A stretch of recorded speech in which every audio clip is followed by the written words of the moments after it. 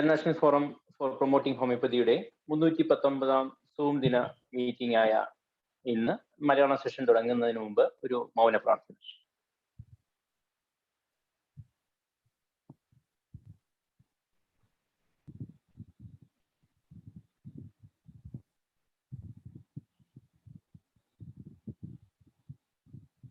ഞാൻ ഡോക്ടർ ബിന്ദുരാജ്, ഇന്നത്തെ സെഷന്റെ മോഡറേറ്റർ. ഇന്നത്തെ സെഷന്റെ മോഡറേറ്റർ ആയതിൽ ഞാൻ അധികമായി സന്തോഷവാനാണ്. ഒരുപാട് അഭിമാനവും തോന്നുന്നുണ്ട്. കാരണം ഇന്ന് IFPHന്റെ ഇന്റർനാഷണൽ സെഷനുകൾ ഏറ്റവും കൂടുതൽ മോഡറേറ്റ് ചെയ്ത IFPHന്റെ വൈസ് പ്രസിഡന്റ് കൂടിയായ, ഫിലിപ്പീൻസിൽ ഹോമിയോപ്പതിക്ക് പ്രചുര പ്രചാരം നേടിക്കൊടുത്ത, മാത്രമല്ല നമ്മുടെ IFPHന് വേണ്ടി അഹോരാത്രം പ്രയത്നിക്കുന്ന ഡോക്ടർ ഷാജി കുടിയാട്ട് സാറിന്റെ സെഷനാണ്. അദ്ദേഹത്തിന്റെ സെഷനെ പറ്റി നമുക്ക് കൂടുതൽ കേൾക്കാം. അത് ഇന്നത്തെ സെഷന്റെ പേര് ഇന്ന് ഇട്ടേക്കുന്നത് ഹോമിയോ ഡൈനാമിക് ശാസ്ത്രത്തിന്റെ പ്രാഥമിക പാഠങ്ങൾ എന്നതാണ്. അദ്ദേഹത്തെ പറ്റി കൂടുതൽ ഒന്നും പറയേണ്ടതില്ല. ഡൈനാമിക് സയൻസ് ആയ ഹോമിയോപ്പതിയുടെ ഒരുപാട് സാധ്യതകൾ നമുക്ക് പുറത്തു കൊണ്ടുവരേണ്ടതുണ്ട്. അതിന് ഡോക്ടർ ഷാജി കുടിയാട്ടിന്റെ സംഭാവനകൾ വലുതാണ്. ജനിതക തകരാറുകൾ പോലും മാറ്റി ചികിത്സിക്കാൻ ആകുന്ന ഹോമിയോപ്പതി മരുന്നുകൾ ക്യാൻസർ പോലെയും ഓട്ടോഇമ്യൂൺ ഡിസീസസ് പോലെയുള്ള കാര്യങ്ങൾക്ക് ഏറ്റവും നന്നായിട്ട് ഉപയോഗിക്കാനാകുന്ന തരത്തിലുള്ളതാണ്. അതിന് ഏറ്റവും മുന്നിൽ നിൽക്കുന്ന ചികിത്സകൻ കൂടിയാണ് ഡോക്ടർ ഷാജി കുടിയാട്ട്. സ്വാഗതം ചെയ്യാം ഡോക്ടർ ഷാജി കുടിയാട്ടിനെ. ഒപ്പം ഇവിടെ സന്നിഹിതരായിരിക്കുന്ന എല്ലാ മഹത്തുക്കൾക്കും മലയാളം സെഷനിലേക്ക് സ്വാഗതം. തുടങ്ങാം. വളരെ നന്ദി. Thank you doctor Binduraj for your nice introduction. And sorry, usual I am speaking മലയാളത്തിൽ ഇംഗ്ലീഷ് സംസാരിച്ചങ്ങ് പോയി. Okay, thank you. അപ്പൊ ഇന്ന് നമ്മൾ വളരെ പ്രധാനപ്പെട്ട ഒന്ന് രണ്ട് കാര്യങ്ങൾ ഷെയർ ചെയ്യാനാണ് ഉദ്ദേശിക്കുന്നത്. ഞാൻ ഹോമിയോപ്പതി ഫിലിപ്പീൻസിൽ ഇൻട്രൊഡ്യൂസ് ചെയ്യുന്നതിന് കുറെ കാര്യങ്ങൾ ചെയ്തിട്ടുണ്ട്, ഒരു നിമിത്തമായി മാറിയിട്ടുണ്ട് എന്നുള്ള ഒരു യാഥാർത്ഥ്യം അവശേഷിക്കുന്നുണ്ട്. അപ്പൊ അതിനൊക്കെ ഇടവരുത്തിയതിലൂടെ നേടിയെടുത്ത കുറെ ആശയങ്ങളുണ്ട്. കാരണം നമ്മൾ ക്രൈസിസിലൂടെ കടന്നു പോകുമ്പോഴാണ് എപ്പോഴും നമ്മൾ ഉത്തേജിപ്പിക്കപ്പെടുന്നതും കൂടുതൽ ജ്ഞാനം നേടാനായിട്ട് ശ്രമിക്കുന്നതും കൂടുതൽ മേഖലകളിലോട്ട് നമ്മുടെ മനസ്സിനെയും ചിന്തകളെയും കൊണ്ടെത്തിച്ച് കൂടുതൽ അറിവിൻ്റെ മേച്ചിൽപ്പുറങ്ങൾ നമ്മൾ തേടുന്നതും പുതിയ അറിവുകൾ നമ്മൾ സ്വായത്തമാക്കുന്നതും. അങ്ങനെ നേടിയെടുത്ത കുറെ അറിവുകളാണെന്ന് നിങ്ങളോട് പങ്കുവയ്ക്കാൻ ഉദ്ദേശിക്കുന്നത്. പക്ഷെ ഇതിലെല്ലാം നയിക്കുന്നതിനേക്ക് മുമ്പായിട്ട് എന്നെ അടിസ്ഥാനപരമായി നയിക്കുന്ന കുറെ ചിന്തകളാണ് ഇതിനെല്ലാം കാരണമെന്ന് നിങ്ങളോട് പങ്കുവയ്ക്കാൻ ഞാൻ ആഗ്രഹിക്കുകയാണ്. ഞാൻ 10ാം ക്ലാസ്സിൽ പഠിക്കുമ്പോൾ എൻ്റെ മനസ്സിൽ ഉടലെടുത്ത ചില അടിസ്ഥാന ആഗ്രഹങ്ങളുണ്ട്. അതിലൊന്നാണ് എൻ്റെ ജീവിതം കൊണ്ട് ലോകത്തിന് നന്മയുണ്ടാകണം, അല്ലെങ്കിൽ എൻ്റെ ജീവിതം കൊണ്ട് ഞാൻ മരിക്കുമ്പോൾ എന്തെങ്കിലും സ്വലോകത്തിന് സമ്മാനിച്ചിട്ട് പോകാൻ എനിക്ക് സാധിക്കണം എന്നുള്ളൊരു അടിസ്ഥാന ചിന്ത. അപ്പൊ അന്ന് ഹനുമാനെ കുറിച്ചോ I have not lived in vain എന്നുള്ള ഹനുമാന്റെ പ്രസ്താവനയെ കുറിച്ചോ ഒന്നും എനിക്ക് അറിയില്ലാത്തൊരു കാലഘട്ടമാണ്. എൻ്റെ ജീവിതം ലോകത്തിനും നന്മയാക്കണം എന്നൊരാഗ്രഹം അന്ന് എനിക്ക് ഡെവലപ്പ് ചെയ്യുകയും അതിനെന്താണ് മാർഗമെന്ന് അന്വേഷിക്കുകയും, അപ്പോൾ പത്രമാധ്യമങ്ങളിലൂടെ അമേരിക്കയിലൊക്കെ ക്യാൻസർ രോഗികൾ മരിച്ചു വീഴുന്നതും യാതൊരു പ്രതിവിധിയില്ലാതെ ശാസ്ത്രലോകം തരിച്ചു നിൽക്കുന്നതുമായിട്ടുള്ള വാർത്തകളൊക്കെ വായിക്കുകയും, അങ്ങനെ പത്രമാധ്യമങ്ങളിലെല്ലാം അതേക്കുറിച്ച് നിരന്തരമായ വാർത്തകൾ വന്നപ്പോൾ എന്നെ സ്വാധീനിച്ച ഒരു ചിന്തയാണ്, ഞാൻ മരിക്കുന്നതിന് മുമ്പ് ക്യാൻസറിന് ഒരു മരുന്നെന്നാണ് അന്ന് എൻ്റെ മനസ്സിൽ വന്നത്, അല്ലെങ്കിൽ ഒരു പ്രതിവിധി കണ്ടുപിടിച്ചാൽ എനിക്ക് എൻ്റെ ജീവിതത്തിൽ ലോകത്തിന് സമ്മാനിക്കാവുന്ന ഒരു പ്രധാന ഒരു സംഭവമായിരിക്കും അത് എന്നുള്ളൊരു ചിന്ത എൻ്റെ മനസ്സിൽ വരികയും അത് അന്ന് മുതൽ ഞാൻ എൻ്റെ കൂടപ്പിറപ്പായി കൊണ്ട് നടക്കുകയും ചെയ്തു. അതിനുശേഷം SSLCക്ക് നല്ല മാർക്കോടെ ജയിക്കാനും കേരളത്തിലെ ഒരു ക്രൈസ്റ്റ് കോളേജ് ഇരിഞ്ഞാലക്കുട നല്ലൊരു കോളേജിൽ അഡ്മിഷൻ വാങ്ങാനും അങ്ങനെ സെക്കൻഡ് ഗ്രൂപ്പ് എടുത്ത് മെഡിസിന് പഠിക്കണമെന്നുള്ള ആഗ്രഹത്തോടെ പഠിക്കാനൊക്കെ ഇടവന്നു. അതിനുശേഷം പ്രീ ഡിഗ്രി എൻ്റെ ജീവിതത്തിൽ ഏറ്റവും ഇരുളടഞ്ഞ ഒരു അധ്യായമായിരുന്നു. ഒത്തിരി അനുഭവങ്ങൾ എനിക്ക് ഇന്ന് ഞാൻ അഭിമാനത്തോടെ ഒത്തിരി സന്തോഷത്തോടെ ഓർക്കുന്ന ഒരു കാലഘട്ടം. പക്ഷെ ആ കാലഘട്ടം ഞാൻ വീട്ടിൽ നിന്ന് ആദ്യമായിട്ട് മാറി നിൽക്കുന്നു. ഹോസ്റ്റലിലെ റാഗിങ്, അങ്ങനെ ഒത്തിരി തിക്താനുഭവങ്ങളിലൂടെ കടന്നുപോയി ജീവിതത്തിൽ ഒത്തിരി അനുഭവത്തിന്റെ പാഠങ്ങൾ പഠിച്ച സമയമാണ്. അതുകൊണ്ട് അന്ന് എനിക്ക് പഠിത്തത്തിൽ ശ്രദ്ധിക്കാനോ ഒന്നും സാധിച്ചില്ല. ഇന്നും എൻ്റെ റൂംമേറ്റ്സ് ആയിട്ടുള്ളവരൊക്കെ അലോപ്പതി ഡോക്ടർമാരായിട്ടിരിക്കുമ്പോൾ ഞാൻ അന്ന് എനിക്ക് അഡ്മിഷൻ പോലും കിട്ടാതെ ഞാൻ പിന്തിരിഞ്ഞു പോകുന്നു. വീണ്ടും BSc കെമിസ്ട്രി പഠിച്ച് BSc കെമിസ്ട്രി ഞാൻ കോളേജിൽ ഫസ്റ്റായിട്ട് പാസ് ഔട്ട് ആയിട്ടാണ്. അങ്ങനെ ഇനി എന്ത് ചെയ്യണം എന്ന് ആലോചിച്ചിരിക്കുമ്പോഴാണ് എൻ്റെ ഹൈസ്കൂൾ ചിന്തകൾ വീണ്ടും എൻ്റെ മനസ്സിലോട്ട് കടന്നു വരുന്നത്.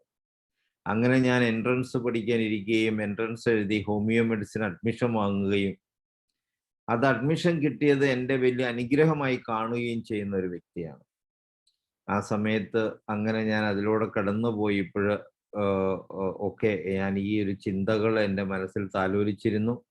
അതിനുശേഷം പിന്നെ ഞാൻ ഡോക്ടറായി വന്നപ്പോഴാണ് ചില നഗ്ന സത്യങ്ങൾ എൻ്റെ ശ്രദ്ധയിലോട്ട് വരുന്നതും അത് എൻ്റെ അടിസ്ഥാന ആഗ്രഹത്തിന് ബലമേക്കിക്കൊണ്ട് വീണ്ടും ഞാൻ അതിലോട്ട് എൻ്റെ ജീവിതത്തെ സമർപ്പിതനായിട്ട് കൊടുത്തുകൊണ്ട് വർഷങ്ങൾ നീണ്ട തപസ്യകളുടെ അന്വേഷണങ്ങളാണ് ചില ഉത്തരങ്ങൾ എനിക്ക് ലഭിക്കുന്നതിന് ഇടവരുത്തുന്നത്. ആ ചോദ്യങ്ങളും ഉത്തരങ്ങളുമാണ് നിങ്ങളിലോട്ട് ഞാൻ ഇന്ന് പങ്കുവെക്കുന്നത്.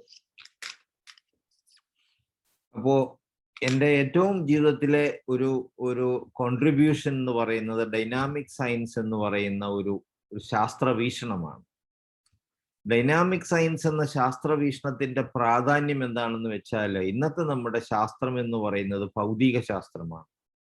ഈ ഭൗതിക ശാസ്ത്രം ജീവനുള്ള ഒരു അവസ്ഥയെക്കുറിച്ച് പഠിക്കുന്നതിന് സാധിക്കുന്നതല്ല അതിൻ്റെ പൂർണ്ണതയിൽ എന്നുള്ളതാണ് സത്യം.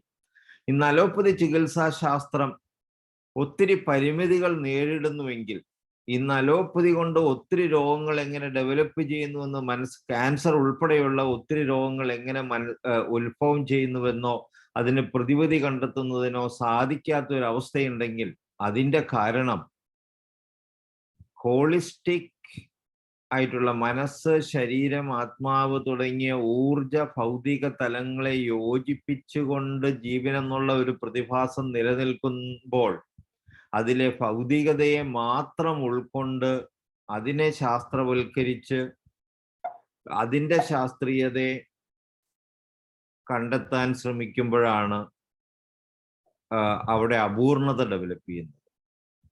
അപ്പൊ ആ അപൂർണതയ്ക്ക് പൂർണ്ണത കൊടുക്കുന്ന ഒരു ശാസ്ത്രമായിട്ടാണ് ഞാൻ ഡൈനാമിക് സയൻസിനെ കാണുന്നത്. ഡൈനാമിക് സയൻസ് മനുഷ്യനെയല്ല ജീവനുള്ള ഒരു അവസ്ഥയെ അതിൻ്റെ പൂർണ്ണതയിൽ പഠിക്കാൻ നമ്മളെ സഹായിക്കുന്നു. ആ ഹോളിസ്റ്റിക് മെഡിസിൻ എന്ന ആ ഒരു ജ്ഞാനത്തിന് ശാസ്ത്രീയ അടിത്തറ കൊടുക്കുന്നു. അങ്ങനെ വരും കാലങ്ങളിലെ ഒരു നവയുഗ പിറവിക്ക് ഇത് നിമിത്തമാകുമെന്ന പൂർണ്ണ വിശ്വാസത്തിലാണ് ഞാൻ ഈ ശാസ്ത്രവീക്ഷണം ലോകത്ത് അവതരിപ്പിക്കുന്നത്. ഇന്ന് ഞാൻ വളരെ അടിസ്ഥാനപരമായിട്ടുള്ള 1-2 കാര്യങ്ങൾ, മനസ്സ്, ജീവശക്തി, ശരീരത്തിന്റെ പ്രവർത്തനങ്ങളെ നിയന്ത്രിക്കുന്നുവെന്ന് നമ്മൾ കരുതിയിരിക്കുന്ന DNA എങ്ങനെ ബന്ധപ്പെട്ടിരിക്കുന്നു, അതുപോലെ തന്നെ ഹോമിയോപ്പതിക് മെഡിസിൻ എങ്ങനെ പ്രവർത്തിക്കുന്നു, ഈ 2 കാര്യങ്ങളാണ് മെയിനായിട്ട് ഇന്നത്തെ ഈ സെമിനാറിലൂടെ അല്ലെങ്കിൽ വെബിനാറിലൂടെ നിങ്ങളുമായിട്ട് പങ്കുവയ്ക്കാൻ ആഗ്രഹിക്കുന്നത്. അപ്പോൾ ഞാൻ ആദ്യം അടിസ്ഥാനത്തിൽ നിന്ന് തുടങ്ങുന്നു. What is science? ശാസ്ത്രം എന്നാൽ നമുക്ക് ചുറ്റുപാട് നടക്കുന്ന കാര്യങ്ങളെ എങ്ങനെ നടക്കുന്നു, എന്തുകൊണ്ട് നടക്കുന്നു എന്ന് നമുക്കുള്ള ബോധ്യപ്പെടുത്തി തരേണ്ട ശാസ്ത്രീയതയാണ് ശാസ്ത്രത്തിനുള്ളത്. ശാസ്ത്രത്തിന്റെ അടിസ്ഥാനവും അതാണ്. എങ്ങനെ, എന്തുകൊണ്ട് എന്നുള്ളതിന് ഉത്തരം കണ്ടുപിടിച്ച് തരിക എന്നുള്ളതാണ്. ഇന്ന് നമുക്കുള്ളിലും നമ്മുടെ ചുറ്റുപാടുകളിലും നടക്കുന്ന ഒത്തിരി കാര്യങ്ങൾക്കുള്ള ഉത്തരങ്ങൾ ഇന്നത്തെ ശാസ്ത്രത്തിന് തരാൻ സാധിക്കുന്നില്ല എന്നുള്ളൊരു സത്യം അവശേഷിക്കുകയാണ്. അങ്ങനെ ഉത്തരം തരാൻ പറ്റാത്ത കാര്യങ്ങളൊക്കെ അശാസ്ത്രീയമാണെന്ന് ഇന്നത്തെ ലോകം കരുതി പ്രചരിപ്പിച്ചു പോരുകയാണ്. അതിന്റെ പിന്നിൽ ചില കുബുദ്ധികളുണ്ട് എന്നുള്ളതാണ് സത്യം. പക്ഷെ ആ കുബുദ്ധികൾ ഇന്നല്ലെങ്കിൽ നാളെ തിരിച്ചറിഞ്ഞ് ജനം സത്യത്തിലോട്ട് വരാൻ നിർബന്ധിതരായി തീരും. ഈ കോവിഡ് കാലത്തൊക്കെ ഇതാണ് നടക്കുന്നത്. ശാസ്ത്രം എന്ന ലേബലിൽ ഭാഗികമായ ശാസ്ത്രീയതയെ പെരുപ്പിച്ച് കാണിച്ച് ചില ലോകത്തെ പറ്റിച്ചു മുതലെടുക്കുന്ന ഒരു സ്ഥിതിവിശേഷമാണ് എന്നുള്ളത്. ആ എക്സ്പ്ലോയിറ്റേഷനിൽ നിന്നും ലോകത്തെ ശാസ്ത്രീയത തിരിച്ചറിഞ്ഞു കൊടുത്ത് ശാസ്ത്രീയമായി കാര്യങ്ങൾ മനസ്സിലാക്കി കൊടുത്ത് ശാസ്ത്രീയതയിലൂടെ തന്നെ ആ എക്സ്പ്ലോയിറ്റേഷനിൽ നിന്നും മുക്തി നേടിയെടുക്കേണ്ട ഒരു സ്ഥിതിവിശേഷമാണ് ഇന്നുള്ളത്. അതാണ് ഡൈനാമിക് സയൻസ് എന്ന ശാസ്ത്ര വീക്ഷണത്തിലൂടെ ഞാൻ ഉദ്ദേശിക്കുന്നത്. അപ്പോൾ ഇന്ന് ഈ ഭൗതികതയിൽ മാത്രം ആശ്രയിച്ചു നിൽക്കുന്ന ശാസ്ത്രീയ വീക്ഷണത്തെ ഭൗതിക തലത്തിന് അപ്പുറത്തോട്ട് കടത്തിക്കൊണ്ടുപോയി ഊർജതലത്തിലുള്ള എൻറ്റൈറ്റീസിനെയും കൂടെ ശാസ്ത്രീയമായി ഭൗതിക തലത്തോട് സംയോജിപ്പിച്ച് ആ ഊർജ ഭൗതിക സമന്വയം എങ്ങനെ ശാസ്ത്രീയമായി നടക്കുന്നു, എങ്ങനെ അത് ഒരു ജീവനുള്ള ശരീരത്തിൽ ജീവനുള്ള അവസ്ഥയിൽ പ്രവർത്തിക്കുന്നു എന്നുള്ള ഒരു തിരിച്ചറിവിലോട്ടാണ് നിങ്ങളെ ഞാൻ ആദ്യമായിട്ട് കൊണ്ടുപോകുന്നത്. അത് പ്രത്യേകിച്ച് മനുഷ്യരുടെ കാര്യത്തിൽ. ആ മനുഷ്യരുടെ കാര്യം മനസ്സിലാക്കി കഴിഞ്ഞതിന് ശേഷം പിന്നെ ഹോമിയോപ്പതി മരുന്ന് എന്താണ് ഭൗതികത, ആ ഭൗതികമായിട്ടുള്ള മരുന്നുകൾ നമ്മൾ പൊട്ടൻറ്റൈസ് ചെയ്ത് കഴിയുമ്പോൾ എങ്ങനെ അത് ഊർജതലത്തിൽ പ്രവർത്തിക്കുന്ന തലത്തിലോട്ട് മാറാൻ സാധിക്കും, ആ ഊർജതലത്തിലുള്ള മരുന്നുകൾ എങ്ങനെ പ്രവർത്തിക്കുന്നു എന്നുള്ള കാര്യങ്ങൾ കൂടെ എക്സ്പ്ലെയിൻ ചെയ്യുന്ന ആ ഫണ്ടമെന്റൽ ആയിട്ടുള്ള കാര്യങ്ങളെ പറഞ്ഞു തരികയാണ് ഉദ്ദേശിക്കുന്നത്. ഈ രണ്ട് കാര്യങ്ങളാണ് ഉദ്ദേശിക്കുന്നത്.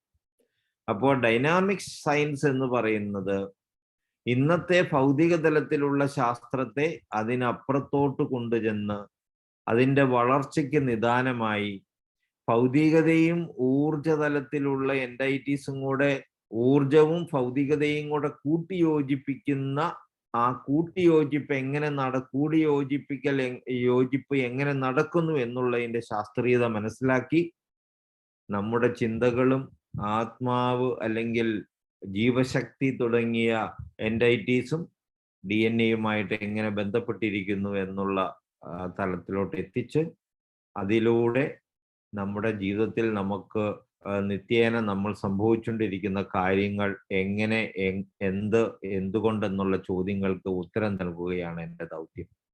ശാസ്ത്രം എങ്ങനെ പുരോഗമിക്കുന്നു, ചോദ്യങ്ങൾക്ക് ഉത്തരം കണ്ടെത്തിയും ഉത്തരങ്ങൾക്ക് ചോദ്യങ്ങൾ ചോദിച്ചുമാണ് ശാസ്ത്ര പുരോഗതി ഉണ്ടാകുന്നത്. അങ്ങനെ തന്നെയാണ് ഡൈനാമിക് സയൻസിന്റെ ഉദയവും സംഭവിച്ചത്. ഇത് നിരന്തരമായ തപസ്യയുടെ ഒരു ഫലമാണെന്ന് പറയേണ്ടിയിരിക്കുന്നു. ഞാൻ എല്ലാ ദിവസവും ക്ലിനിക്കിൽ പോകുന്നതിന് മുമ്പ്, എൻ്റെ രോഗികളെ ചികിത്സിക്കാൻ പോകുന്നതിന് മുമ്പ് ഞാൻ കഴിയുന്നത്ര സമയം ഒരു മൗന പ്രാർത്ഥനയിൽ അല്ലെങ്കിൽ ഒരു മെഡിറ്റേറ്റീവ് പ്രോസസ്സിൽ ഇരിക്കുന്നുണ്ട്.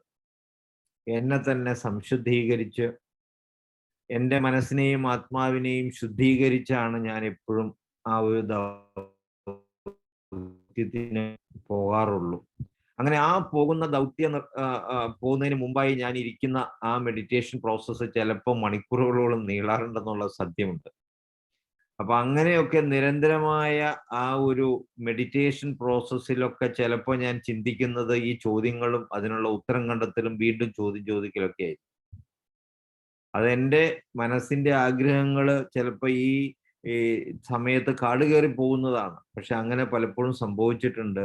അങ്ങനെയൊക്കെയുള്ള നിരന്തരമായ ശ്രമങ്ങളിലൂടെയാണ് ഈ ഒരു ശാസ്ത്രം ഡെവലപ്പ് ചെയ്ത് വന്നത് എന്നാണ് ഞാൻ നിങ്ങളോട് വിവക്ഷിക്കുന്നത്.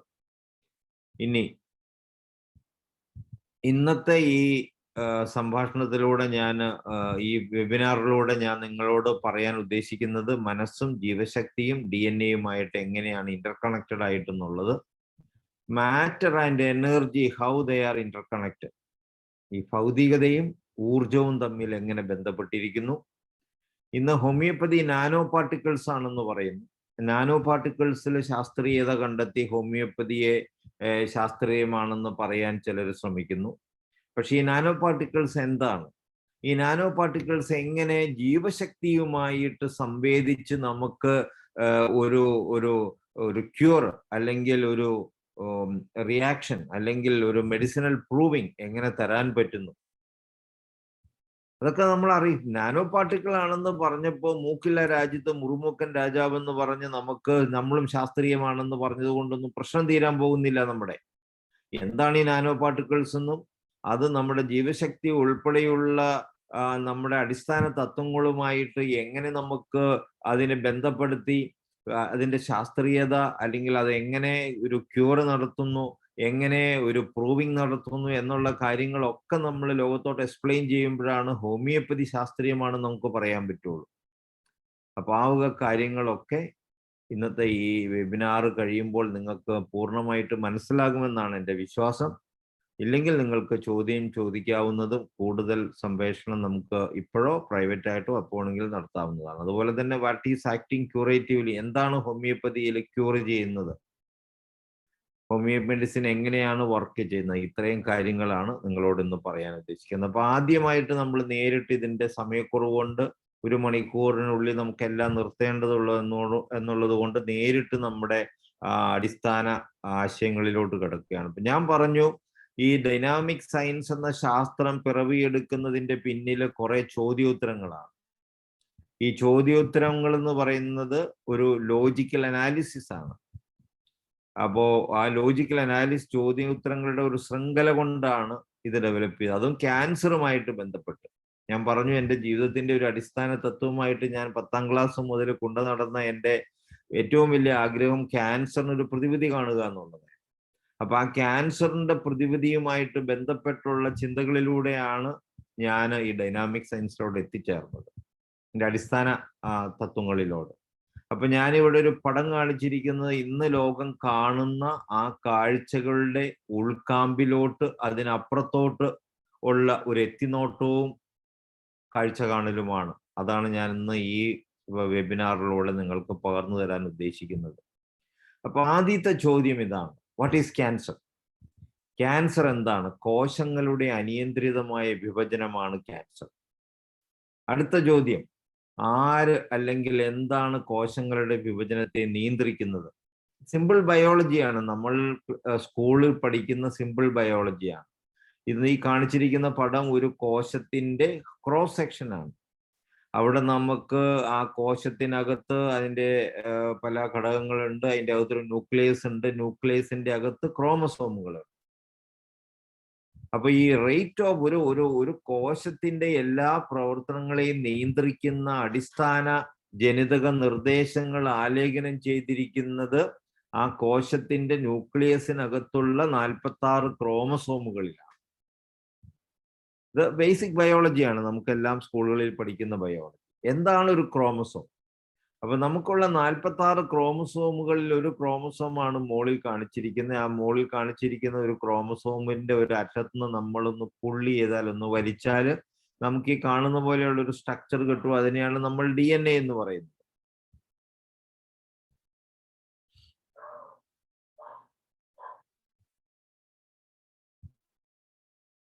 DNA എന്ന് പറയുന്നത്. അപ്പൊ ഈ DNA എന്താണ് ഒരു DNA? അപ്പൊ ഇത് ഇന്ന് നമ്മൾ അംഗീകരിച്ചിരിക്കുന്ന വാട്സൺ ആൻഡ് ക്രിക്ക് എന്ന് പറയുന്ന 2 ബ്രിട്ടീഷ് ശാസ്ത്രജ്ഞര് ഡെവലപ്പ് ചെയ്ത Watson and Crick model of DNA സ്ട്രക്ചറാണ്. അപ്പോ നമ്മൾ ഒരു ക്രോമസോം എന്ന് പറയുന്നത് കിലോമീറ്റേഴ്സ് ലോങ് ആയിട്ടുള്ള DNA സ്ട്രക്ചർ ഫോൾഡഡ് ആയിട്ട് കംപ്രസ്ഡ് ആയിട്ട് ഇരിക്കുന്നതാണ് ഒരു ക്രോമസോം എന്ന് പറയുന്നത്. അപ്പൊ അതിൻ്റെ അകത്തുള്ള ഈ DNA-ക്കകത്താണ് അടിസ്ഥാനപരമായ ജനിതക നിർദ്ദേശങ്ങൾ അടങ്ങിയിരിക്കുന്നതെന്നുള്ളതാണ് നമ്മുടെ ശാസ്ത്രം നമ്മളെ പഠിപ്പിച്ചു ഇന്നത്തെ ശാസ്ത്രം, ഇന്നത്തെ അറിവിലുള്ള ശാസ്ത്രം. അപ്പൊ നമ്മൾ ഇന്ന് അറിയാവുന്ന ശാസ്ത്രത്തെ മനസ്സിലാക്കി അതിലൂടെ സഞ്ചരിച്ച് അതിനപ്പുറത്തോട്ട് കിടക്കുന്നതാണ് ഇന്നത്തെ ഈ പ്രഭാഷണത്തിന്റെ ഒരു അന്തസത്ത. അതുകൊണ്ടാണ് ഈ അറിയാവുന്ന സിമ്പിൾ ആയിട്ടുള്ള കാര്യങ്ങളൊക്കെ നിങ്ങളോട് വിശദീകരിക്കുന്നത്. അപ്പൊ ഈ റൈറ്റ് സൈഡിൽ കാണുന്നത് വാട്സൺ ആൻഡ് ക്രിക്ക് മോഡലിന്റെ ഒരു 3 ഡയമെൻഷണൽ വ്യൂ ആണ്.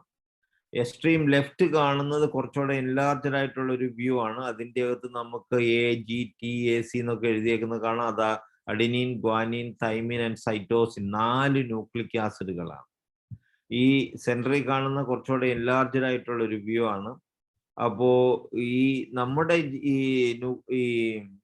DNA-ക്കകത്ത് നമ്മുടെ ജനിതക നിർദ്ദേശങ്ങൾ ആലേഖനം ചെയ്തിരിക്കുന്നത് വെറും 4 ന്യൂക്ലിക് ആസിഡുകൾ, adenine, guanine, thymine and cytosine. ഈ 4 ന്യൂക്ലിക് ആസിഡുകൾ ഒരു പ്രത്യേക സീക്വൻഷ്യൽ ഓർഡറിൽ അറേഞ്ച് ചെയ്തിരിക്കുന്നതാണ് നമ്മുടെ ജനിതക നിർദ്ദേശങ്ങൾ ആലേഖനം ചെയ്തിരിക്കുന്നത് എന്നാണ് ശാസ്ത്രം നമ്മളെ പഠിപ്പിക്കുന്നത്, ഇന്നത്തെ ശാസ്ത്രം.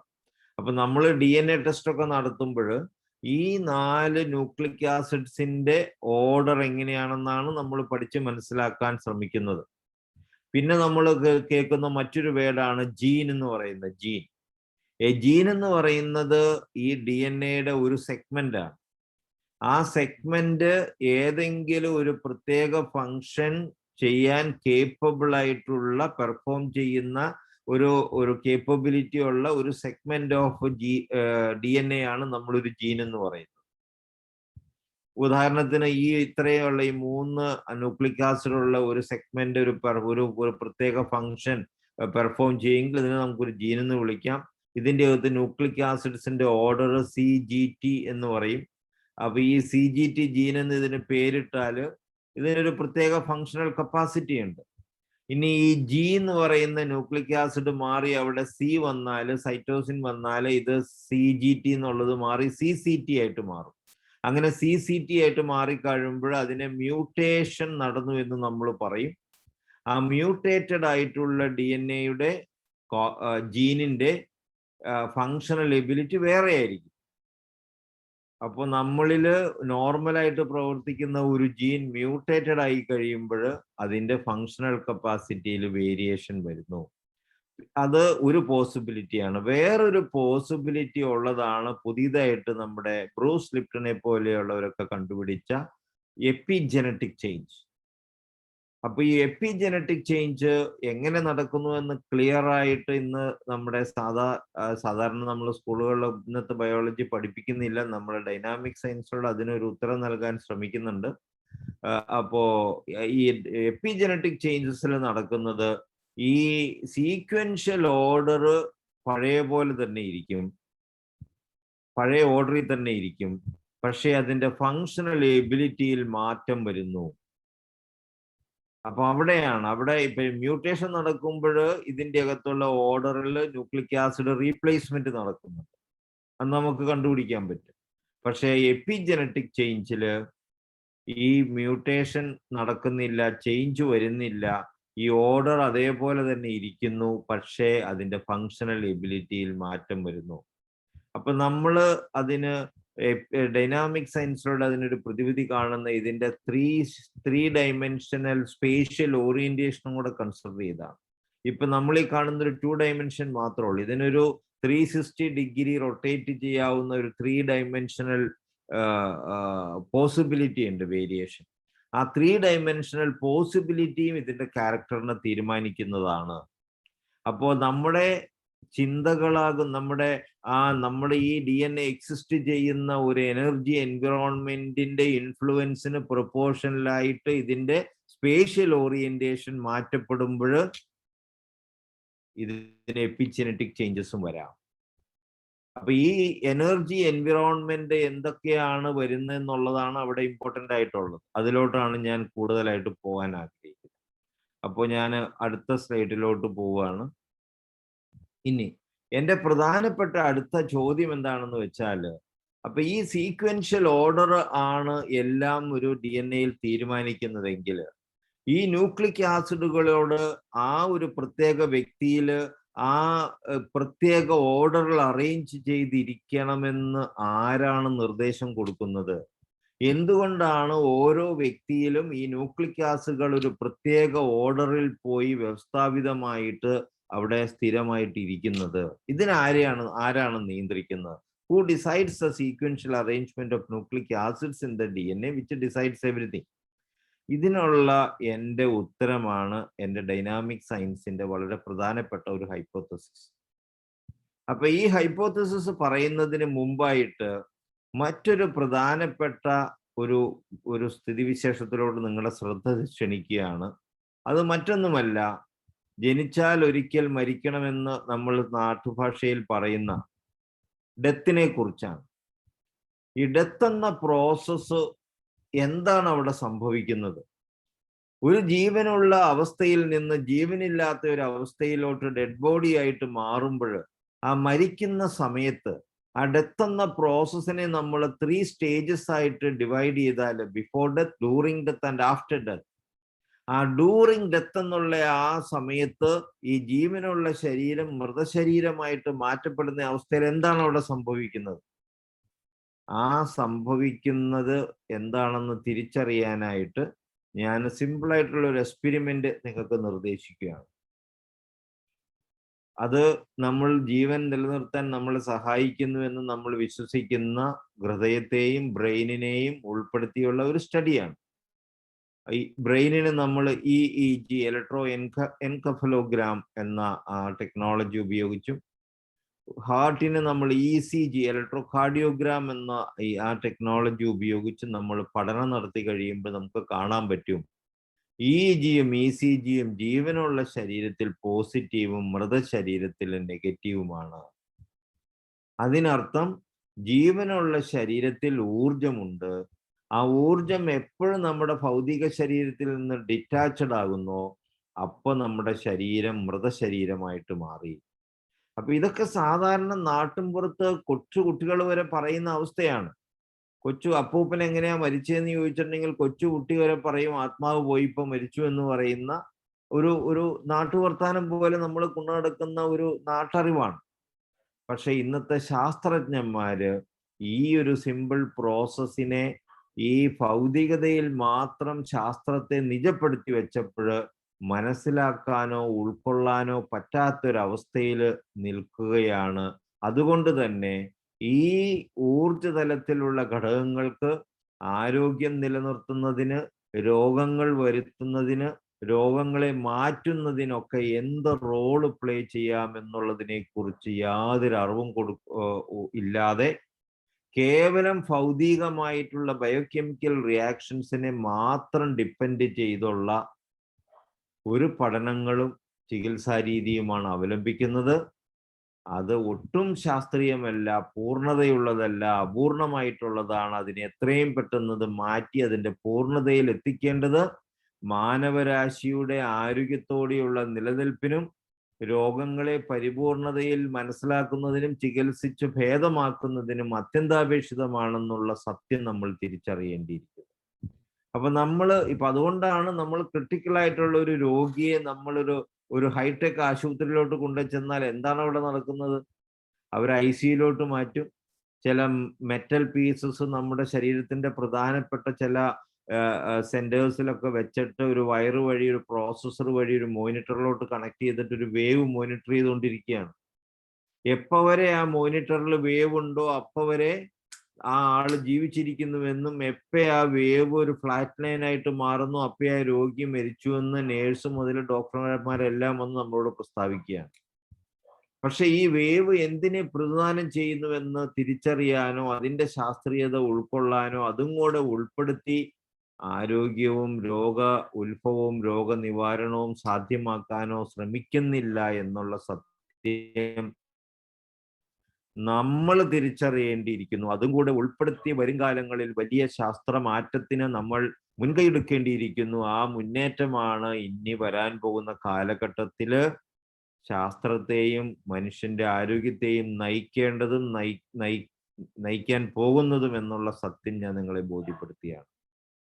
ഇനി നമ്മൾ കണ്ടെത്തിയ ഊർജമുണ്ട്, ഒരു ജീവനുള്ള ശരീരത്തിൽ ഊർജമുണ്ട്. എന്താണ് ഈ ഊർജം? ഇന്ന് ഫിസിക്സ് പഠിക്കുമ്പോൾ നമുക്ക് മനസ്സിലാവും ഒരു ഊർജത്തെ മറ്റൊരു ഊർജത്തിൽ നിന്നും വ്യത്യസ്തമാക്കുന്ന 3 പാരാമീറ്റേഴ്സ് അവർ നമ്മളെ പഠിപ്പിക്കുന്നുണ്ട്: frequency, wavelength and amplitude. Wave length എന്ന് പറയുന്നത് ഒരു വേവിന്റെ ലോഞ്ചിറ്റ്യൂഡിനൽ ഒരു വേവിന്റെ ലെങ്ത് ആണ്. ഈ 1 എന്നാണ് ലെങ്ത്, വേവ് ലെങ്ത്. ആംപ്ലിറ്റ്യൂഡ് എന്ന് പറയുന്നത് ഇത് വേവ് ആയിട്ട് മൂവ് ചെയ്യുമ്പോൾ അതിന്റെ സെന്ററിൽ നിന്ന് മാക്സിമം ഹൈറ്റിലോട്ടുള്ള ഒരു വൈബ്രേഷണൽ മൂവ്മെന്റ് ആണ് ആംപ്ലിറ്റ്യൂഡ് എന്ന് പറയുന്നത്. ഫ്രീക്വൻസി എന്ന് പറയുന്നത് number of waves produced in 1 second ആണ് ഫ്രീക്വൻസി എന്ന് പറയുന്നത്. ഓരോ എനർജിക്കും അതിന്റെ ഫ്രീക്വൻസി, വേവ് ലെങ്ത്, ആംപ്ലിറ്റ്യൂഡ് വ്യത്യസ്തമായിരിക്കും. അതുകൊണ്ടാണ് നമുക്ക് പല TV സ്റ്റേഷൻസും പല റേഡിയോ സ്റ്റേഷൻസും പല മൊബൈൽ ഫോൺസും ഒക്കെ പല ഫ്രീക്വൻസിയിൽ എനർജി പ്രൊഡ്യൂസ് ചെയ്യിപ്പിച്ച് അത് ബ്രോഡ്കാസ്റ്റ് ചെയ്യുന്നതിനും ആ എനർജിയുടെ ഫ്രീക്വൻസി ട്യൂൺ ചെയ്തെടുത്ത് നമുക്ക് ആ TV ചാനലിൽ, ആ റേഡിയോ സ്റ്റേഷനിൽ, ആ മൊബൈൽ ഫോണിലൊക്കെ എത്തിപ്പെടുന്നതിന് നമുക്ക് സാധ്യമാകും. അപ്പൊ നമ്മുടെ ശരീരത്തിലും ഊർജമുണ്ട്. ഇന്നത്തെ സയൻസ് ആൻഡ് ടെക്നോളജി ജീവനുള്ള ഒരു ശരീരത്തിലെ ഊർജത്തിന്റെ frequency, wavelength, amplitude measure ചെയ്യാൻ തക്കവണ്ണം വളർന്നിട്ടില്ല എന്നുള്ള ഒരു ടെക്നോളജിക്കൽ ലിമിറ്റേഷൻ ഉണ്ടെന്നുള്ള ഒരു സത്യം അവശേഷിക്കുന്നുണ്ട്. അത് ഇനി വളരേണ്ട ഒരു ടെക്നോളജിയാണ്. പക്ഷെ ആ തലത്തിൽ ഒത്തിരി റിസർച്ച് ലോകത്ത് നടക്കുന്നുണ്ട്. എനർജിയെ മെഷർ ചെയ്യാൻ ഒരു ഇൻസ്ട്രുമെന്റ് സെന്റ് പീറ്റേഴ്സ്ബർഗിലുള്ള ഡോക്ടർ, ഒരു ഫിസിക്സ് പ്രൊഫസർ കണ്ടുപിടിച്ചിട്ടുണ്ട്. അദ്ദേഹത്തെ ഞാൻ നേരി കണ്ടിട്ടുണ്ട്. ഹോമിയോ മെഡിസിന്റെ ഉൾപ്പെടെയുള്ള എനർജി, ഈ ഹോംകോയുടെ ഡോക്ടർ സുരേഷ്, പഴയ MD ഒക്കെ ഉൾപ്പെടെയുള്ള ഞങ്ങളൊരു ടീം പോയി അദ്ദേഹത്തെ കണ്ട് ഹോമിയോ മെഡിസിന്റെ എനർജിയെ നമ്മൾ മെഷർ ചെയ്ത് നമ്മളൊരു പൈലറ്റ് സ്റ്റഡി നടത്തിയിട്ടുമുണ്ട്. അപ്പോ അത് അവിടെ നിൽക്കട്ടെ. അപ്പോ ഇത്രയും സ്ഥിതിവിശേഷമുണ്ട്. അപ്പൊ ഇത്രയും വസ്തുതകളെ വെച്ചുകൊണ്ട് ഡൈനാമിക് സയൻസിന്റെ ഇമ്പോർട്ടൻ്റ് ആയിട്ടുള്ള ഒരു ഹൈപ്പോത്തസിസ് നിങ്ങളുടെ മുന്നിൽ അവതരിപ്പിക്കുകയാണ്. ഈ ഹൈപ്പോത്തസിസ് നമ്മുടെ DNA-യും നമ്മുടെ ജീവശക്തി എന്നുള്ള നമ്മുടെ ശരീരത്തിന്റെ ജീവനുള്ള പ്രതിഭാസം നിലനിർത്തി ജീവിപ്പിച്ചുകൊണ്ട് പോകുന്നുവെന്ന് ഹാനിമാൻ ഉൾപ്പെടെയുള്ളവർ എക്സ്പ്ലെയിൻ ചെയ്യുന്ന ജീവശക്തിയുമായിട്ട് ബന്ധപ്പെടുത്തുവാണ്. അപ്പൊ ഞാൻ ആ ബന്ധപ്പെടൽ എങ്ങനെയാണെന്ന് പറയുന്നതിന് മുമ്പ് ഈ ഒരു വാട്സൺ ആൻഡ് ക്രിക്ക് നമ്മളെ പഠിപ്പിച്ചു തന്ന DNA-യുടെ ഒരു 3 ഡൈമെൻഷനൽ സ്ട്രക്ചറിന് ഒരു 2 ഡൈമെൻഷനൽ പ്ലെയിനിൽ നോക്കി കാണുമ്പോൾ ഒന്ന് നോക്കിക്കേ, ഒരു വേവ് ലൈക്ക് അപ്പിയറൻസ് നമുക്ക് കാണാൻ പറ്റുമോ? വാട്സൺ ആൻഡ് ക്രിക്ക് ഇതൊരു 3 ഡൈമെൻഷനൽ ആയിട്ടാണ് പറയുന്നത്. പക്ഷെ നമ്മൾക്ക് ഒരു വേവ് ലൈക്ക് അപ്പിയറൻസും കാണാൻ പറ്റും. അതുപോലെ തന്നെ ഈ എനർജിയും ഒരു ലീനിയർ സയൻസ് ബേസ് ചെയ്ത് കഴിയുമ്പോൾ അതിൽ 2 ഡൈമെൻഷനൽ ഒരു വേവ് നമുക്ക് കാണാൻ പറ്റും. ഇതിന് നോൺ ലീനിയർ ലെവലിൽ വന്നു കഴിയുമ്പോൾ ഇതിനൊരു മൾട്ടി ഡൈമെൻഷനൽ പോസിബിലിറ്റി ഉണ്ടെന്നുള്ള സത്യമുണ്ട്. അതിനുള്ള കാര്യങ്ങൾ ഞാൻ തുടർന്ന് വരുമ്പോൾ പറയുന്നതാണ്. അപ്പോൾ ഇതിന്റെ പ്രധാനപ്പെട്ട ഒരു ഹൈപ്പോത്തസിസ് എന്ന് പറയുന്നത്, നമ്മൾ ചോദിച്ച ചോദ്യം, ഈ DNA-യുടെ ന്യൂക്ലിക് ആസിഡ്സിന്റെ അറേഞ്ച്മെന്റ് ആര് തീരുമാനിക്കുന്നു എന്നുള്ളതാണ് നമ്മൾ ചോദിച്ചു നിർത്തിയ ചോദ്യം. അതിനുള്ള ഉത്തരമാണ് ഇതിന്റെ പുതിയ ഹൈപ്പോത്തസിസ് ഞാൻ പറഞ്ഞു. ആ ഉത്തരം ഇതാണ്: the sequential arrangement of nucleic acids in the DNA that decides everything about the functional ability of that individual or that organism is nothing but a physical proportionate expression of the frequency, wavelength, and amplitude of the vital force or the spirit or the energy that governs the living phenomena in that organism. അതായത് ഈ nucleic ആസിഡുകളുടെ ഈ DNA-യിലുള്ള arrangement നിശ്ചയിക്കുന്നത് ആ ഓർഗാനിസത്തിൽ അല്ലെങ്കിൽ ആ ജീവനുള്ള വ്യക്തിയിൽ ജീവൻ എന്നുള്ള പ്രതിഭാസം ഉടലെടുപ്പിച്ച് ജീവിപ്പിച്ചുകൊണ്ട് പോകുന്ന ജീവശക്തിയുടെ ഫ്രീക്വൻസിക്കും വേവ് ലെങ്തിനും ആംപ്ലിറ്റ്യൂഡിനും ആനുപാതികമായിട്ടാണ് എന്നുള്ളതാണ് എൻ്റെ ഫസ്റ്റ് ഹൈപ്പോത്തസിസ്. അപ്പൊ ഈ ഹൈപ്പോത്തസിസ് ശരിയാണെങ്കിൽ ഈ ജീവശക്തിയുടെ ഫ്രീക്വൻസിക്കും വേവ് ലെങ്തിനും ആംപ്ലിറ്റ്യൂഡിനും ഒരു വ്യതിയാനം വന്നാൽ അതിന് ആനുപാതികമായിട്ടുള്ള റീഅറേഞ്ച്മെന്റ്സ് ഓട്ടോമാറ്റിക് ആയിട്ട് DNA-യിൽ വരാം, അല്ലെങ്കിൽ ഇതിന്റെ സ്പേഷ്യൽ ഓറിയന്റേഷനിൽ വരാം. അപ്പൊ അങ്ങനെ വരുന്നുണ്ട് എന്നുള്ളതാണ് തുടർന്നുള്ള പഠനങ്ങളിൽ നിന്നും അന്വേഷണങ്ങളിൽ നമുക്ക് മനസ്സിലാക്കാൻ പറ്റുന്നു. അതിലോട്ട് ഞാൻ വരികയാണ്. അപ്പൊ ഇതാണ് എൻ്റെ ഫസ്റ്റ് ഹൈപ്പോത്തസിസ്. അപ്പൊ ഇനി അടുത്ത ചോദ്യം ഇതാണ്: നമ്മുടെ ജീവശക്തിയുടെ frequency, wavelength and amplitude മാറിക്കഴിഞ്ഞാൽ നമ്മുടെ DNA-യിൽ ചേഞ്ചസ് വരാം എന്നുള്ളതാണ് നമ്മുടെ ഹൈപ്പോത്തസിസ് പ്രകാരമുള്ള ഒരു പോസിബിലിറ്റി. ഇനി നമ്മുടെ ജീവശക്തിയുടെ ഈ ഫ്രീക്വൻസിയും വേവ് ലെങ്ത് ആൻഡ് ആംപ്ലിറ്റ്യൂഡ് മാറ്റാൻ സാധിക്കുമോ എന്നുള്ളതാണ് അടുത്ത ചോദ്യം. അതിന് ഉത്തരം നൽകുന്നതിന് മുമ്പായിട്ട് മറ്റൊരു ഊർജ്ജതലത്തിലുള്ള എൻറ്റൈറ്റിയെ നിങ്ങളെ പരിചയപ്പെടുത്തുവാണ്. അത് നമുക്കെല്ലാം പരിചിതമായ മനസ്സാണ്. മറ്റൊരു ഹൈപ്പോത്തസിസ് എന്ന് പറയുന്നത് നമ്മുടെ മനസ്സിൽ നമ്മൾ ഉടലെടുക്കാൻ അനുവദിക്കുന്ന ഓരോ ചിന്തയും ഒരു എനർജി വൈബ്രേഷണൽ ഫ്രീക്വൻസിയാണ്. ആ ഓരോ ചിന്തകൾക്കും ഒരു യുണീക്ക് ആയിട്ടുള്ള particular frequency, wavelength and amplitude ഉണ്ട്.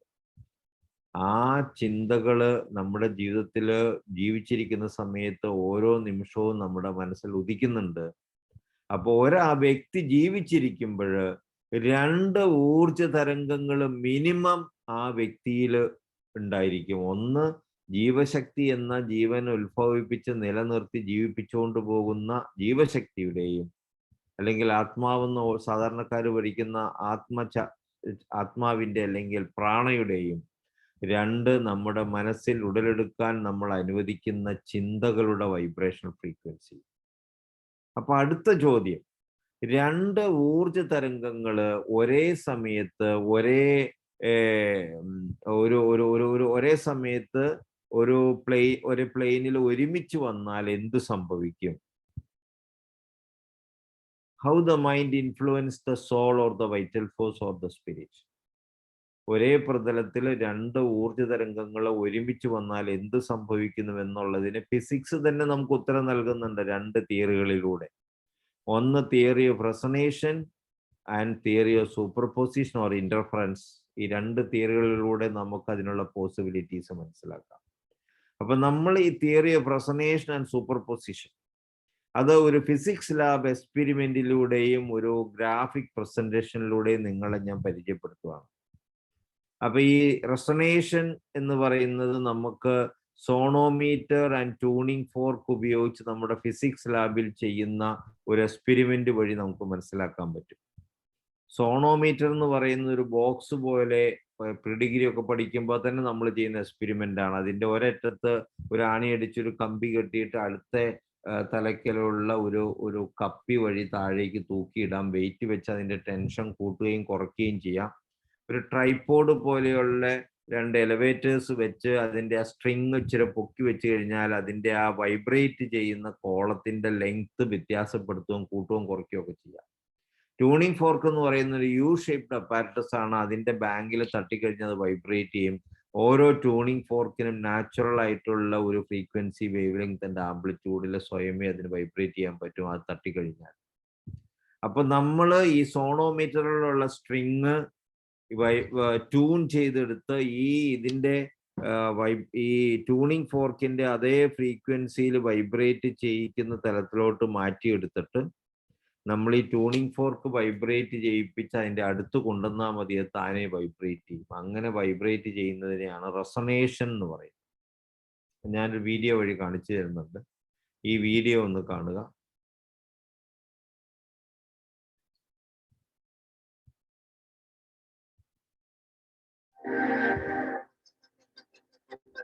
ട്യൂണിംഗ് ഫോർക്ക് താഴെ കാണുന്നതാണ്. ഇതാണ് സോണോമീറ്റർ. ഇത് റെസൊണേഷൻ ആണ്. ഇതാണ് സൂപ്പർ പൊസിഷൻ. 2 ഊർജ തരംഗങ്ങൾ ഒരേ മീഡിയത്തിൽ ഒരേ സമയം ഇരിക്കുമ്പോൾ അത് ഓവർലാപ്പ് ചെയ്യുകയും പെർമനന്റലി എക്സിസ്റ്റ് ചെയ്യുന്ന ഊർജ തരംഗത്തെ മറ്റൊരു frequency, wavelength and amplitude ആയിട്ടുള്ള ഊർജ തരംഗമായിട്ട് മാറ്റുകയും ചെയ്യും. അപ്പൊ ഈ 2 കാര്യങ്ങൾ ഞാൻ ഈ വീഡിയോ ഒന്നുകൂടെ പ്ലേ ചെയ്യാം.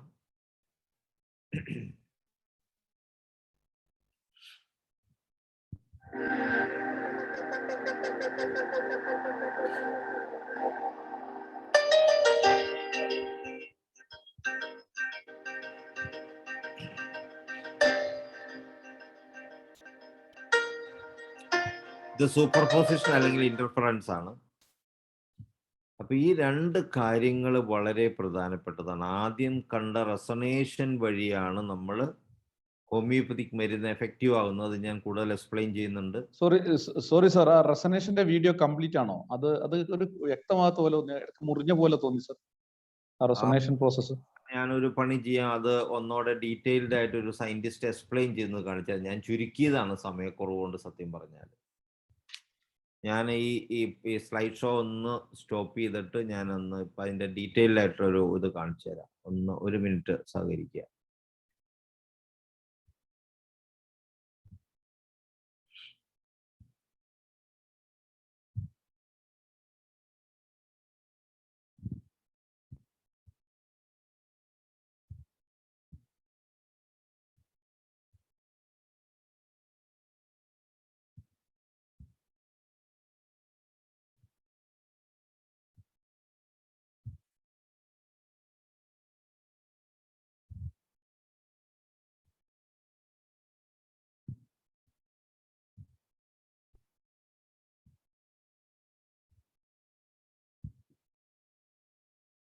കാണാൻ പറ്റുന്നുണ്ടോ video?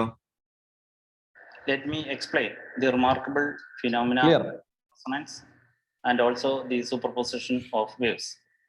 Some external different frequency is superimposed over a string which is vibrating at its natural frequency. Modifications will occur to the initial natural frequency.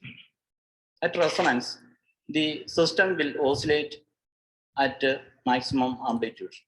A vibrating object will pick out its resonant frequencies from a complex excitation and vibrate at those frequencies, essentially filtering out the other frequencies present in the excitation.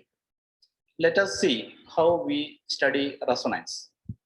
A sonometer and a tuning fork can be used for this. Now, how we understand the resonance? A tuning fork available in a laboratory is struck and stem is placed solidly on the sonometer. When the wire is tuned to the frequency of the fork, sympathetic resonance can be heard. Now, the usual method of determining resonance is by placing a small paper rider on the string. On resonance, as the string vibrates strongly, the paper rider falls off. Let us look at what happens when two waves of different frequencies and amplitude traveling in the same medium meet. We observe the formation of a new wave with modified parameters. This is explained by the behavior of overlapping waves, distinguished as superposition of waves or interference. This can be easily understood by looking at this graphic presentation.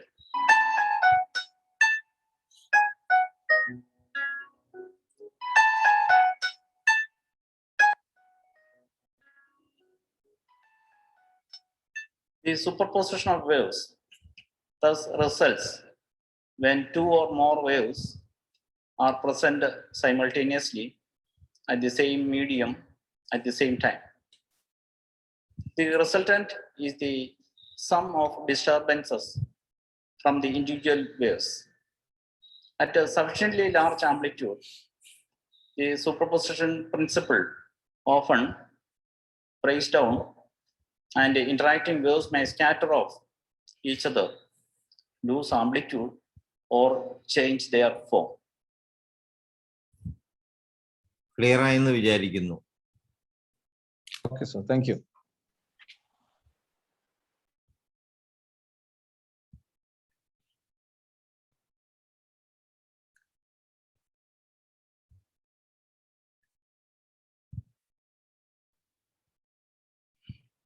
അപ്പോ ഇവിടെയാണ് ഞാൻ നേരത്തെ സൂചിപ്പിച്ച importance of disciplined and naturally positive mind. നമ്മുടെ മനസ്സിൽ ഉദിക്കുന്ന ചിന്തകള്, ആ ചിന്തകള് നമ്മുടെ ജീവശക്തിയുടെ ഊർജത്തെ ഏത് തരത്തിലുള്ള ചിന്തകളാണെന്ന് അനുസരിച്ച് സൂപ്പർപോസ് ചെയ്ത് ഇന്റർഫറൻസ് നടത്തി മോഡിഫിക്കേഷൻ വരുത്തുന്നുണ്ട്. ആ മോഡിഫിക്കേഷന് ആനുപാതികമായിട്ടുള്ള ചേഞ്ചസ് നമ്മുടെ DNA നടത്തുകയും ആ DNA വന്നിരിക്കുന്ന ചേഞ്ചസ് അതിന് പ്രൊപ്പോർഷണലായിട്ട് ഫിസിക്കൽ പ്ലെയിനിൽ വരികയും ചെയ്യുന്നുണ്ടെന്നുള്ളതാണ് നമുക്ക് നിസാരമായ അന്വേഷണങ്ങളിലൂടെ പഠനങ്ങളിലൂടെ മനസ്സിലാക്കാൻ പറ്റുന്നത്. അത് അനുഭവത്തിൽ നമുക്ക് ഒരു ഹോമിയോപ്പതി ഡോക്ടർ എന്നുള്ള നിലയിൽ നമുക്ക് പേഷ്യൻസിനെ, രോഗികളെ അതിൻ്റെ പൂർണ്ണതയിൽ മനസ്സിലാക്കി കഴിയുമ്പോൾ ഈസി ആയിട്ട് കണക്ട് ചെയ്യാനും പറ്റും. അപ്പൊ അവിടെയാണ് importance of disciplined and naturally positive മൈൻഡിന്റെ റെലവൻസ് ഇരിക്കുന്നത്. നമ്മൾ സന്തോഷമുള്ള, കംഫർട്ടബിൾ ആയിട്ടുള്ള, മേച്ചർ ആയിട്ടുള്ള, പീസ്ഫുൾ ആയിട്ടുള്ള, നാച്ചുറലി പോസിറ്റീവ് ആയിട്ടുള്ള, ഈ നാച്ചുറലി പോസിറ്റീവ് ഞാൻ പറയുന്നത് വളരെ പ്രധാനപ്പെട്ടതാണ്. അതിന് ഒത്തിരി റെലവൻസ് ഉണ്ട്, പ്രത്യേകിച്ച് ക്യാൻസർ മാനേജ്മെന്റിലൊക്കെ, അസുഖങ്ങൾ വരുന്നതിനൊക്കെ. നാച്ചുറലി പോസിറ്റീവ് എന്നുള്ളതിന് എക്ടോപിക് പ്രഗ്നൻസി വരുന്നതിൽ, ഇന്ന് സ്ത്രീകളിൽ കാണുന്ന പ്രസവത്തിനുള്ള ബുദ്ധിമുട്ട്, breast, uterus and ovarian problems, testicular problems, prostate problems, ഇങ്ങനെ വരുന്ന കാര്യങ്ങളിലൊക്കെ ഈ നാച്ചുറലി പോസിറ്റീവ് എന്നുള്ളത് വളരെ റെലവൻ്റ് ആണ്. ഞാൻ ഡീറ്റെയിൽസിലോട്ട് പോകുന്നില്ല. അപ്പൊ അങ്ങനെയുള്ള ഒരു മാനസികാവസ്ഥയിൽ നമ്മൾ ചിന്തകളെ ഉത്ഭവിക്കുമ്പോൾ ആ ചിന്തകള് നമ്മുടെ ജീവശക്തിയെ സൂപ്പർപോസ് ചെയ്ത് അതിൻ്റെ frequency, wavelength and amplitude healthy ആയിട്ടുള്ള, പ്യുവർ ആയിട്ടുള്ള, സ്റ്റേബിൾ ആയിട്ടുള്ള ഒരു അവസ്ഥയിലോട്ട് മാറ്റി അവിടെ ഒരു കൺസ്ട്രക്റ്റീവ് ആയിട്ടുള്ള, ക്യൂറേറ്റീവ് ആയിട്ടുള്ള ഒരു മ്യൂട്ടേഷൻ നടത്താനുള്ള പോസിബിലിറ്റി ഉണ്ട്. അപ്പൊ മനസ്സിനെ നിയന്ത്രിക്കേണ്ടത്, മനസ്സിനെ സ്റ്റെബിലൈസ് ചെയ്യേണ്ടത് ആരോഗ്യ പരിപാലനത്തിന് അത്യന്താപേക്ഷിതമാണ്. അതാണ് നമ്മൾ മെഡിറ്റേഷനിലൂടെ, പ്രാർത്ഥനയിലൂടെ മനസ്സിനെ ഫോക്കസ് ചെയ്ത് സ്റ്റെബിലൈസ് ചെയ്യുന്നതിലൂടെ നേടിയെടുക്കാൻ സാധിക്കുന്നത്. ഇനി അടുത്ത ഒരു ഇമ്പോർട്ടൻ്റ് ആയിട്ടുള്ളതാണ് what happens when negative emotions develop. നമ്മൾ നെഗറ്റീവ് ആയിട്ടുള്ള ഒരു മാനസികാവസ്ഥ വെച്ച് പുലർത്തുമ്പോൾ ദേഷ്യം, അരിശം, ശത്രുത, enmity, depression, grief, jealousy, fear, anxiety, worry, insecurity, guilty feeling തുടങ്ങി ഏത് തരം നെഗറ്റീവായിട്ടുള്ള ഫീലിങ്സും നമ്മുടെ മനസ്സിൽ നമ്മൾ നിലനിർത്തുമ്പോൾ, ഉടലെടുക്കാൻ അനുവദിച്ചു കഴിയുമ്പോൾ ആ ചിന്തകൾ നമ്മുടെ ജീവശക്തിയെ സൂപ്പർപോസ് ചെയ്യുകയും അതിനെ ഒരു അൺഹെൽത്തി ഫ്രീക്വൻസിയിലോട്ട് മാറ്റുകയും അതിന് പ്രൊപ്പോർഷണലായിട്ട് DNA മ്യൂട്ടേഷൻ അല്ലെങ്കിൽ എപ്പിജനറ്റിക് ചേഞ്ചസ് വന്ന് അവിടെ ഒരു ഡിസ്ട്രക്റ്റീവ് ആയിട്ടുള്ള മാനിഫെസ്റ്റേഷൻ ഫിസിക്കൽ പ്ലെയിനിൽ വരുത്തുകയും ചെയ്യുന്നെന്നുള്ളത് വളരെ സത്യമായൊരു കാര്യമാണ്. നമ്മൾ ഏത് തരത്തിലുള്ള ക്രോണിക് പേഷ്യൻസിനെ പരിശോധിക്കുമ്പോഴും ഈ ഒരു റിലേഷൻഷിപ്പ് നമുക്ക് വളരെ സിമ്പിളായിട്ട് മനസ്സിലാക്കാൻ പറ്റുന്നതാണ്. അതുകൊണ്ടാണ് ഹോമിയോപ്പതിയിൽ മരുന്ന് പ്രിസ്ക്രിപ്ഷനിൽ വരെ നമ്മൾ ആ മനസ്സിന് കൂടുതൽ പ്രാധാന്യം കൊടുക്കുന്നത്. കാരണം റൂട്ട് ഒരു 99% അവിടെ നിന്നാണ് വരുന്നത്. പിന്നെ അല്ലാണ്ടുള്ള കോസസും ഉണ്ട്, vitamin deficiency, nutritional deficiency, lack of exercise, അങ്ങനെ പല കാരണങ്ങളുണ്ട്. പക്ഷേ ഈ ഒരു possibility is very relevant and very important എന്നുള്ളതാണ്. It is very important aspect. ഈ ഒരു തലത്തെ പൂർണ്ണമായിട്ട് നെഗ്ലക്റ്റ് ചെയ്യുന്നു എന്നുള്ളതാണ് അലോപ്പതിയുടെ ഏറ്റവും വലിയ പരാജയത്തിന്റെ കാരണം. അത് ലോകത്തെ ബോധ്യപ്പെടുത്തി കൊടുത്ത് ശാസ്ത്രീയമായിട്ടുള്ളൊരു നവോത്ഥാനത്തിന് ലോകത്തെ സജ്ജരാക്കുക, നമ്മുടെ ഈ കാലഘട്ടത്തിൽ അതിനുള്ള റോള് പ്ലേ ചെയ്യുക നമ്മുടെ ധർമ്മമാണ്. അതിലൂടെ വരും തലമുറയ്ക്ക് ആരോഗ്യ സംരക്ഷണത്തിന് പുതിയ ഒരു മാർഗരൂപരേഖ സമ്മാനിച്ചിട്ട് പോവുക എന്നുള്ളത് നമ്മുടെ അവസരോചിതമായ നിമിത്തപരമായ ധർമ്മമാണെന്ന് നിങ്ങളെ ബോധ്യപ്പെടുത്താൻ ഞാൻ ഈ അവസരം ഉപയോഗിക്കുകയാണ്. ഞാനും അതിൻ്റെ അകത്തൊരു നിമിത്തക്കാരനാണ്. ഇപ്പൊ ആപ്പിള് നമുക്ക് ഒരു ഇന്ററാക്റ്റീവ് സെഷനോട് കൂടി നമുക്ക് പിന്നെയും കണ്ടിന്യൂ ചെയ്താലോ? അങ്ങനെ എല്ലാവർക്കും ഇത് ചോദ്യങ്ങൾ ചോദിക്കാൻ കാണും. കാരണം സമയവും കുറച്ച് മുന്നോട്ട് പോകുന്നുണ്ട്. നമുക്ക് ഇനിയും കണ്ടിന്യൂ ചെയ്യാം, പക്ഷേ നമുക്ക് കുറച്ചൊരു ഇന്ററാക്റ്റീവ് സെഷൻ ആകാമെന്ന് കരുതുന്നു. ഞാൻ ഈ ഭാഗം ഒന്ന് ക്ലോസ് ചെയ്തോട്ടെ. ഇപ്പൊ തന്നെ ബിന്ദുരാജ് സാറേ, സാറിനൊരു കൺക്ലൂസീവ് പൊസിഷനിൽ എത്തിയിട്ട് നമുക്ക് ഇന്ററാക്റ്റീവ് സെഷൻ നടത്തുന്നത്. ഞാൻ വേണമെങ്കിൽ ഇതിന്റെ നെക്സ്റ്റ് സെഗ്മെന്റ് എന്ന് പറഞ്ഞാൽ ഇതിപ്പോ തീരുവാണ്. ഇവിടെ ഈ സെഗ്മെന്റ് തീരുവാണ്. ഇതിപ്പോ മനസ്സും ജീവശക്തിയും DNA റിലേഷൻഷിപ്പ് തീരുവാണ് ഇവിടെ. ഇനി ഇതിന്റെ അകത്തുള്ള വേറൊരു പിന്നെ ഇതിന്റെ ഒരു കൺക്ലൂഷൻ ആണ്. What are the different modes of. എനിക്ക് തോന്നുന്നു ഫണ്ടമെന്റൽ കവർ ചെയ്തെന്ന് തോന്നുന്നു അല്ലേ സാറേ? ഫണ്ടമെന്റൽ കവർ ആയി തോന്നുന്നു അല്ലേ? ഫണ്ടമെന്റൽ ഇപ്പൊ ഈ 2 സ്ലൈഡ് കഴിയുമ്പോ തീരും. ഓക്കെ ഞാൻ ഇത് തീർക്കാം.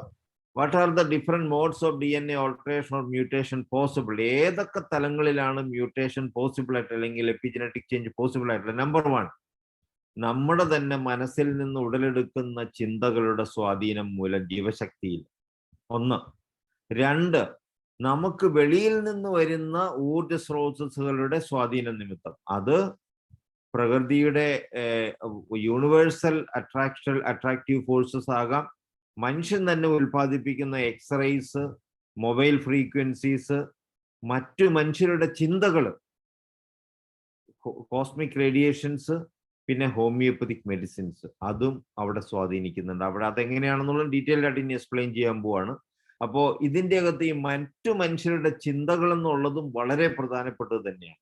ഇപ്പൊ ഞാൻ ഒരാളോട് ദേഷ്യപ്പെടുകയാണ്, ആ ദേഷ്യം എന്നുള്ള വികാരം എൻ്റെ മനസ്സിൽ ഉടലെടുക്കാൻ അനുവദിക്കുമ്പോൾ തന്നെ അത് എൻ്റെ ജീവശക്തിയെ സൂപ്പർപോസ് ചെയ്ത് എനിക്ക് അത് ഡിസ്ട്രക്റ്റീവ്, ഞാനിപ്പോൾ ദേഷ്യപ്പെടുവാണെങ്കിൽ അത് ഡിസ്ട്രക്റ്റീവായിട്ടുള്ള മോഡിഫിക്കേഷൻ വരുത്തി എൻ്റെ DNA ഡീഫോം ചെയ്ത് എന്നിലാണ് ഫസ്റ്റ് ഇൻഫ്ലിക്ഷൻ വരുത്തുന്നത്. ഞാനത് ആ ഒരു പ്രത്യേക വ്യക്തിയോ വ്യക്തികളെയോ ഉദ്ദേശിച്ച് ഞാൻ ആ ചിന്ത യൂണിവേഴ്സലിലോട്ട് റിലീസ് ചെയ്ത് കഴിയുമ്പോൾ അത് ആ വ്യക്തികൾ എവിടെയൊക്കെയാണോ ഇൻസ്റ്റന്റ് ആയിട്ട് ട്രാവൽ ചെയ്ത് ആ വ്യക്തികളുടെ ജീവശക്തിയെ സ്വാധീനിച്ച് അവിടെ ഡിസ്ട്രക്റ്റീവ് ചേഞ്ചസ് വരുത്തി ആ വ്യക്തികളുടെ DNA മോഡിഫിക്കേഷൻ വരുത്താം.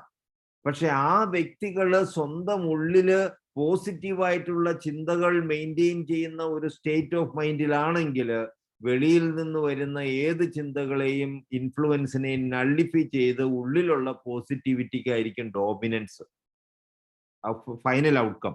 അപ്പൊ ഞാൻ മറ്റുള്ളവരോട് ദേഷ്യപ്പെടുമ്പോൾ എന്നെ തന്നെയാണ് ഇൻഫ്ലിക്റ്റ് ചെയ്യുന്നതെന്നുള്ളതാണ് ഈ ഫണ്ടമെന്റൽ ട്രൂത്ത്. അപ്പൊ നമ്മൾ അങ്ങോട്ടും ഇങ്ങോട്ടും ദേഷ്യപ്പെട്ടുകൊണ്ടിരിക്കുകയാണെങ്കിൽ നമ്മൾ അങ്ങോട്ടും ഇങ്ങോട്ടും നശിപ്പിച്ചുകൊണ്ടിരിക്കുകയാണ്. ഇവിടെയാണ് സ്പിരിച്വാലിറ്റിയുടെ ഫോർഗീവ്നെസ്സിന്റെ ക്യൂറേറ്റീവ് എഫക്റ്റ് ആൻഡ് വണ്ടർഫുൾ അവിടെ ഒരു ക്യൂറേറ്റീവ് എഫക്റ്റ് വരുന്നത്. അവിടെയാണ് ഈ സ്പിരിച്വൽ ഹീലിംഗ് എങ്ങനെ നടക്കുന്നു എന്നൊക്കെ ഉള്ളതിന്റെ ശാസ്ത്രീയത വരുന്നത്. അവിടെ നടക്കുന്നത്, ഈ സ്പിരിച്വൽ സെന്റേഴ്സിലൊക്കെ നടക്കുന്നത്, ഫസ്റ്റ് തന്നെ ചെയ്യുന്നത് മറക്കുക, പൊറുക്കുക, ക്ഷമിക്കുക എന്നുള്ള ക്യൂറേറ്റീവ് പ്രോസസ്സാണ്. അതിനുശേഷം വരുന്നത് ട്രസ്റ്റ് ഇൻ ദ ഓൾമൈറ്റി ഗോഡാണ്. അപ്പോൾ നെഗറ്റിവിറ്റിയാൽ മുഖരിതമായിട്ടിരിക്കുന്ന മനസ്സിനെ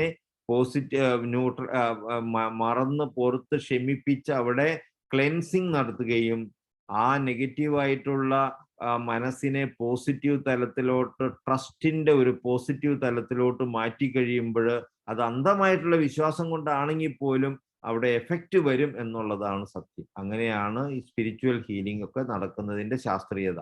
ഇനി ഹോമിയോപ്പതിക് മെഡിസിന്റെ ഞാൻ ഡീറ്റെയിൽഡ് ആയിട്ട് വരുന്നുണ്ട്. ഞാനിപ്പോൾ അതുപോലെ തന്നെ പ്രാർത്ഥനയൊക്കെ എഫക്റ്റീവ് ആവുന്ന ഇങ്ങനെയാണ്. പ്രാർത്ഥിക്കുക എന്ന് വെച്ചാൽ ഒരു പോസിറ്റീവ് പ്രോസസ്സാണ്. ഒരാളുടെ നന്മയ്ക്ക് വേണ്ടി നമ്മുടെ തോട്ട് പ്രോസസ്സിനെ വെളിയിലോട്ട് വിടുക എന്നുള്ളതാണ്. അത് ഒരു പോസിറ്റീവ് പ്രോസസ് ആയതുകൊണ്ട് നമ്മൾ പ്രാർത്ഥിച്ചതുകൊണ്ട് നമുക്കൊരു നഷ്ടവും വരുന്നില്ല, മറ്റൊരാൾക്ക് ഗുണം കിട്ടാനുള്ള പോസിബിലിറ്റി ഉണ്ട്. കാരണം ഒരു പോസിറ്റീവ് ഇൻഫ്ലുവൻസ് മറ്റൊരാളുടെ വൈറ്റൽ ഫോഴ്സിൽ നമുക്ക് കൊടുക്കാൻ പറ്റും.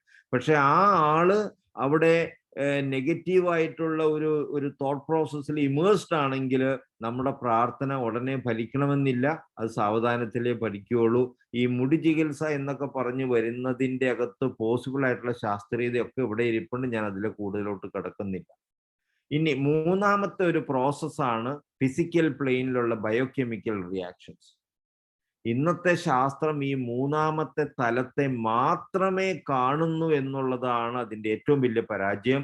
3ൽ 2 അതിപ്രധാനപ്പെട്ട ഘടകങ്ങളെ മൊത്തം അശാസ്ത്രീയവൽക്കരിച്ച്, തൃണവൽക്കരിച്ച്, തൊട്ടുപോലും നോക്കാതെ, നോക്കുക പോലും ചെയ്യാതെ മാറ്റി നിർത്തിയിരിക്കുന്ന സ്ഥിതിവിശേഷമാണ് ഇന്നത്തെ ശാസ്ത്രീയത ലോകത്തിന് സമ്മാനിക്കുന്നത്. അത് എത്രയും പെട്ടെന്ന് തിരുത്തേണ്ടിയിരിക്കുന്നു.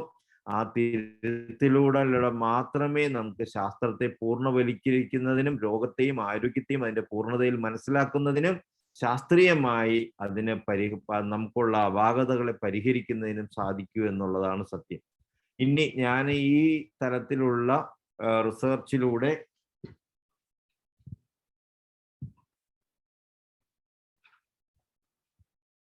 കണ്ടെത്തിയ ഏറ്റവും പ്രധാനപ്പെട്ട ഒരു സത്യം എന്ന് പറയുന്നത്, each organs are inflicted with different emotional thoughts which produce cancer or health problems in that particular organ. Right ബ്രസ്റ്റിൽ ക്യാൻസർ വരുന്നതിൻ്റെ ഒരു പ്രത്യേക ഇമോഷനുമായിട്ട് കണക്ഷൻ ഉണ്ട്. ലെഫ്റ്റ് ബ്രസ്റ്റിൽ ക്യാൻസർ വരുന്നതിന് പ്രത്യേക ഇമോഷണൽ കോൺഫ്ലിക്റ്റുമായിട്ടും പ്രത്യേക ഇമോഷണൽ സ്റ്റേറ്റുമായിട്ടും കണക്ഷൻ ഉണ്ട്. ഓരോ ഓർഗനും ഓരോ പ്രത്യേകം ഇമോഷൻസിനാൽ നിയന്ത്രിതമാണ്. അതുകൊണ്ടാണ് ആ വ്യക്തിയിൽ ആ ഇമോഷൻസ് ഡോമിനേറ്റ് ചെയ്യുമ്പോൾ ആ ഇമോഷൻസിന്റെ ഡോമിനൻസ് കൊണ്ടാണ് ആ രോഗം ആ ഒരു പ്രത്യേക ഓർഗനിൽ പോയി ഫിക്സ് ചെയ്യപ്പെടുന്നത്. ഇവിടെയാണ് നമ്മുടെ CJ വർഗീസ് ഡോക്ടറൊക്കെ പറയുന്ന GNM ഒക്കെ ആയിട്ട് കണക്ഷൻ വരുന്നത്. അപ്പൊ ആ GNM-ന്റെയും കൂടെ ഒരു ശാസ്ത്രീയതയാണ് ഞാനിപ്പോൾ ഇവിടെ എക്സ്പ്ലെയിൻ ചെയ്തത്. GNM അത് വേറൊരു കാഴ്ചപ്പാടിൽ കാണുന്നു, ഇത്രയും ഒരു തലത്തിലോട്ട് അത് വരുന്നില്ല എന്നുള്ളതാണ് പലപ്പോഴും CJ വർഗീസ് ഡോക്ടറൊക്കെ പറയുന്നത്, തെറ്റിദ്ധരിക്കപ്പെടുന്നത്. അപ്പൊ അതിന്റെയൊക്കെ ഒരു ശാസ്ത്രീയതയാണ് നമ്മൾ ഇവിടെ പറഞ്ഞു നിർത്തിയിരിക്കുന്നത്. അപ്പൊ ഈ ഒരു ഭാഗം ഞാൻ ഇവിടം കൊണ്ട് അവസാനിക്കുകയാണ്. ഇനി അടുത്തത് വരുന്നത് മാറ്റർ എങ്ങനെയാണെന്നുള്ള ശാസ്ത്രീയത നിർവചനവും അത് ഹോമിയോപ്പതി മരുന്നുകൾ എങ്ങനെ ഹോമിയോപ്പതിയിലോട്ട് എനർജി മെഡിസിൻ ആയിട്ട് മാറുന്നു എന്നുള്ളതിന്റെ ഒക്കെ ശാസ്ത്രീയതയാണ്. അതിനൊരു 15 മിനിറ്റോടെ വേണം. നമുക്ക് സമയമുണ്ടെങ്കിൽ ഇപ്പൊ തുടരാം, അല്ലെങ്കിൽ നമുക്ക് നിർത്താം ഇവിടെ വെച്ച്. എന്ത് തോന്നുന്നു മോഡറേറ്റർ? ഇപ്പൊ എത്രയായി സമയം? 10:30. സമയം തീർന്നു അല്ലേ? സമയം തീർന്നില്ല സർ. ഇത് ശരിക്കും പറഞ്ഞാൽ ഇതിന്റെ ഒരു കണ്ടിന്യൂറ്റി, ഇതൊരു ഫുൾഫിൽമെന്റ് വേണമെങ്കിൽ 15 മിനിറ്റും കൂടെ ആകുന്നെങ്കിൽ നമുക്ക് എല്ലാവരുടെയും അനുവാദത്തോടു കൂടി ഇത് കണ്ടിന്യൂ ചെയ്യാവുന്നതാണ്. പക്ഷേ ഇതിനകത്ത് ഇതിപ്പോ ഒരു കുറച്ച് സങ്കീർണമായ, കുറച്ച് ഭൗതികമായ ഔന്നത്യമുള്ള കാര്യങ്ങളാണല്ലോ പറയുന്നത്. അപ്പൊ അതിന് ഇടയ്ക്ക് ഒരു ചർച്ച വേണമെങ്കിൽ ആകാം, അല്ലെങ്കിൽ കണ്ടിന്യൂ ചെയ്യാം. സാറിന് ഒരു കണ്ടിന്യൂറ്റിക്ക് ബ്രേക്ക് ഉണ്ടാവാതെ വേണമെങ്കിൽ കണ്ടിന്യൂ ചെയ്യാം. കാരണം 15 മിനിറ്റിന് വേണ്ടി ഇനി അടുത്തൊരു സെഷൻ അതിന്റെ ഒരു ബ്യൂട്ടി പോകത്തില്ലേ? ഇപ്പൊ തന്നെ നമുക്ക് ചെയ്യുന്നതായിരിക്കും നല്ലതാണ്. ഇത് കണ്ടിന്യൂ ചെയ്തിട്ട് നമുക്ക് വേണമെങ്കിൽ താല്പര്യമുള്ളവർക്ക് വേണമെങ്കിൽ ചർച്ച നടത്താം, അല്ലെങ്കിൽ നമുക്ക് എന്നാന്ന് വെച്ചാൽ ചെയ്യാം. ഓക്കെ സർ, കണ്ടിന്യൂ ചെയ്യാം. ഓക്കെ. അപ്പൊ ഇതിന്റെ അകത്ത് പ്രധാനമായിട്ടുള്ളത് വാട്ട് ഈസ് മാറ്റർ എന്നുള്ളതാണ്. അപ്പൊ നമ്മുടെ ഇന്നത്തെ ശാസ്ത്രത്തിന്റെ ഒരു വീക്ഷണത്തിൽ നമ്മൾ മാറ്ററിനെ ഡിഫൈൻ ചെയ്യുന്നത് ആറ്റം എന്നുള്ള കൺസെപ്റ്റിലാണ്. Atom is the fundamental unit of matter എന്നാണ് പറയുന്നത്. അപ്പൊ ഈ ആറ്റോമിക് തിയറിയിലൂടെയാണ് നമ്മൾ മാറ്ററിനെ ഡിഫൈൻ ചെയ്യാൻ നോക്കുന്നത്. അപ്പൊ ഈ ആറ്റം എന്നുള്ള കൺസെപ്റ്റ് ഫസ്റ്റ് ലോകത്ത് ഇൻട്രൊഡ്യൂസ് ചെയ്തത് 2 ഗ്രീക്ക് ഫിലോസഫേഴ്സ് ആണ്, ലൂസിപ്പസ് ആൻഡ് ഡെമോക്രിറ്റസ്. അവരുടെ കൺസെപ്റ്റ് അനുസരിച്ച് ആറ്റം എന്ന് പറയുന്നത് അൺഡിവിസിബിൾ ആയിട്ടുള്ള, അൺകട്ടബിൾ ആയിട്ടുള്ള final end unit of matter ആണ്. പക്ഷെ ഇന്നത്തെ ആറ്റോമിക് തിയറി വരുമ്പോൾ നമ്മൾ ഈ ആറ്റത്തെ വീണ്ടും സബ് ആറ്റോമിക് പാർട്ടിക്കിൾസ് ആയിട്ട് ഡിവൈഡ് ചെയ്ത്, ആറ്റം എന്ന് പറയുന്നത് ഇലക്ട്രോൺ, പ്രോട്ടോൺ, ന്യൂട്രോൺ കൊണ്ടൊക്കെ നിർമ്മിച്ചിരിക്കുന്നതാണെന്നുള്ളൊരു സ്ഥിതിവിശേഷത്തിലോട്ട് നമ്മൾ അതിനെ റീഡിഫൈൻ ചെയ്യുന്നുണ്ട്. അപ്പൊ ഈ ഒറിജിനൽ ആയിട്ടുള്ള ആറ്റത്തിന്റെ കൺസെപ്റ്റും ഇന്ന് നമ്മൾ ആറ്റോമിക് തിയറിയിൽ പറയുന്നത് നമ്മൾ വലിയൊരു അന്തരമുണ്ടെന്നുള്ളത് നമ്മൾ തിരിച്ചറിയേണ്ടിയിരിക്കുന്നു. അപ്പൊ അവിടെയാണ് ഈ ആറ്റോമിക് തിയറിയുടെ എക്സ്റ്റൻഷൻ ആയിട്ട് പുതിയ ഒരു തിയറി, ക്വാണ്ടം തിയറി വന്നിരിക്കുന്നത്. അപ്പൊ നമ്മൾ ക്വാണ്ടം തിയറിയും ആറ്റോമിക് തിയറിയും എക്സിസ്റ്റ് ചെയ്യുന്നുണ്ട്. ക്വാണ്ടം തിയറിയാണ് ലേറ്റസ്റ്റ് ആയിട്ടുള്ള തിയറി. അത് ഉത്ഭവിച്ച് ആ ഉത്ഭവ സ്ഥാനത്ത് തന്നെ നിൽക്കുവാണ്, അതിനൊരു ഫർദറൻസ് വന്നിട്ടില്ല. ഇന്ന് ലോകത്ത് ഏറ്റവും കൂടുതൽ കാര്യങ്ങൾ ഉപയോഗിക്കുന്നത് ആറ്റോമിക് തിയറി വെച്ചാണ്. കാരണം മെറ്റീരിയൽ സയൻസിന് കുറച്ചുകൂടെ എക്സ്പ്ലനേഷന് പറ്റുന്നത് ആറ്റോമിക് തിയറി ആയതുകൊണ്ട് അവർക്ക് ചില കാര്യങ്ങളൊക്കെ ആറ്റോമിക് തിയറി വെച്ച് എക്സ്പ്ലെയിൻ ചെയ്യാൻ പറ്റുന്നത് കൊണ്ട് അവരത് ഉപയോഗിച്ചു പോകുന്നു. ക്വാണ്ടം തിയറി ഇന്നും ആ ഉത്ഭവ സ്ഥാനത്ത് തന്നെ നിൽക്കുന്നു എന്നുള്ളതാണ് അതിൻ്റെ ഒരു സത്യം. അപ്പൊ ആ ഒരു സത്യത്തെയും കൂടെ മനസ്സിലാക്കി നമ്മൾ ഡൈനാമിക് സയൻസിൽ ഈ ക്വാണ്ടം തിയറിയെ ഉപയോഗപ്പെടുത്തിക്കൊണ്ട് പുതിയ ചില ഹൈപ്പോത്തസിസും കൂടെ ഇൻട്രൊഡ്യൂസ് ചെയ്ത് ആറ്റത്തെ ഒന്ന് റീഡിഫൈൻ ചെയ്യാം. അപ്പൊ നമ്മൾ ഇന്ന് പറയുന്ന ഇലക്ട്രോണും പ്രോട്ടോണും ന്യൂട്രോണും കൂടെ ചേർന്ന ആറ്റം എന്നുള്ള ആ ഒരു സ്ഥിതിവിശേഷത്തെ മാറ്റി നമ്മൾ മാറ്ററിനെ റീഡിഫൈൻ ചെയ്യുമ്പോൾ ആറ്റത്തെ നമ്മൾ പറയുന്നത് ഒരു വൈബ്രേഷണൽ യൂണിറ്റ്, ഒരു particular frequency wavelength and ആംപ്ലിറ്റ്യൂഡിൽ വൈബ്രേറ്റ് ചെയ്യുന്ന ഫ്രീക്വൻസി വേവ് ലെങ്ത് ആൻഡ് ആംപ്ലിറ്റ്യൂഡുള്ള ഒരു വൈബ്രേഷണൽ യൂണിറ്റ്. അത് ആ വൈബ്രേഷണൽ ഫ്രീക്വൻസി സ്റ്റെബിലൈസ്ഡ് ആയിട്ട് അതിൻ്റെ തന്നെ ആക്സിസിൽ സ്റ്റെബിലൈസ്ഡ് ആയിട്ട് സ്റ്റേഷനറി ആയിട്ട് സ്പിൻ ചെയ്യുന്ന ഒരു വൈബ്രേഷണൽ യൂണിറ്റിനെയാണ് നമ്മൾ ആറ്റം എന്ന് നിർദ്ദേശിക്കുന്നത്, ഡിഫൈൻ ചെയ്യുന്നത്. അപ്പൊ ആ വൈബ്രേഷണൽ യൂണിറ്റിന്റെ ഒരു പ്രത്യേക characteristics is defined based on its unique frequency wavelength and amplitude. അപ്പൊ അത് സോളിഡ് സ്റ്റേറ്റിൽ heavily compressed and arranged in different manner. Liquid state arranged in little more loosely arranged manner. Gaseous state gases very loosely arranged. In space it is not at all solid state heavily compressed and arranged. Liquid state loosely compressed. Gaseous state very loosely compressed. Space compressed totally liberated. And planets are places where we can see compressed forms of energy, that is solid, liquid and gases. And stars are places where it is concentrated.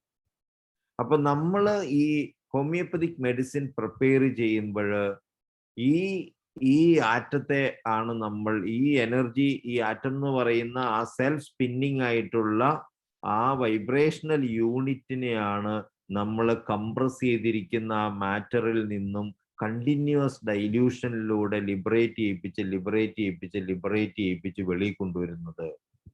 ആ energy vibrational ഫ്രീക്വൻസിയാണ് സൂപ്പർ പൊസിഷനിലൂടെ മറ്റു പല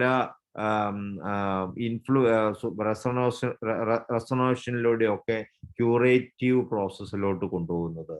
അപ്പൊ നമ്മളിപ്പോ nano particles കണ്ടുപിടിച്ചിട്ടുണ്ട്. What is nanoparticles? Nanoparticles are nothing but a quanta of energy, a quanta of atoms. അത് കുറെ ഈ പർട്ടിക്കുലർ സ്പിന്നിങ് ആയിട്ടുള്ള ഒരു എനർജി യൂണിറ്റിന്റെ ഒരു ക്വാണ്ടത്തെയാണ് നമ്മൾ ഈ നാനോ പാർട്ടിക്കിൾ ആയിട്ട് കാണുന്നത്. അപ്പൊ നമ്മൾ ഈ നാനോ പാർട്ടിക്കിളുടെ സൈസും ആറ്റത്തിന്റെ സൈസും വെച്ച് കമ്പയർ ചെയ്യുമ്പോൾ നമുക്കത് കാണാൻ പറ്റും. അപ്പോൾ ഒരു ആറ്റത്തിന്റെ ഡയമീറ്റർ എന്ന് പറയുന്നത് 10⁻⁻10 മൈക്രോൺ ആണ്, നാനോമീറ്റർ ആണ്. പക്ഷെ ഒരു നാനോ പാർട്ടിക്കിൾസിന്റെ size ranges from 10⁻⁻9 to 10⁻⁻7 microns ആണ്. അപ്പോ ഈ ഒരു ഏതാനും ചില ആറ്റത്തിന്റെ, ഈ ആറ്റം നമ്മൾ ഉദ്ദേശിക്കുന്ന ഈ ആറ്റോമിക് തിയറി പറയുന്ന ആറ്റമല്ല, ഒരു വൈബ്രേഷണൽ യൂണിറ്റ് ആണ്. ആ വൈബ്രേഷണൽ യൂണിറ്റ് സ്റ്റെബിലൈസ് ചെയ്ത് അതിന്റെ തന്നെ ആക്സിസിൽ സെൽഫ് സ്പിന്നിങ് ആയിട്ടിരിക്കുന്ന ആ വൈബ്രേഷണൽ യൂണിറ്റിന്റെ ഒരു ക്വാണ്ട ഓഫ് എനർജിയാണ് ഈ നമ്മൾ ഈ നാനോ പാർട്ടിക്കിൾ എന്ന് പറഞ്ഞ് നമ്മൾ ഇന്ന് കണ്ടുകൊണ്ടിരിക്കുന്നത്.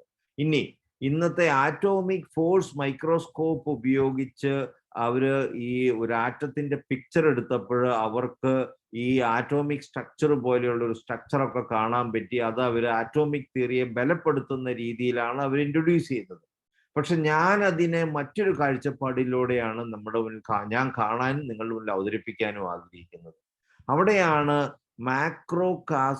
Macrocosm and microcosm should be similar എന്നുള്ള ഒരു ഫിലോസഫി നമുക്ക് യൂണിവേഴ്സിൽ എക്സിസ്റ്റ് ചെയ്യാൻ നിങ്ങളുടെ ശ്രദ്ധയിൽ കൊണ്ടുവരുന്നത്.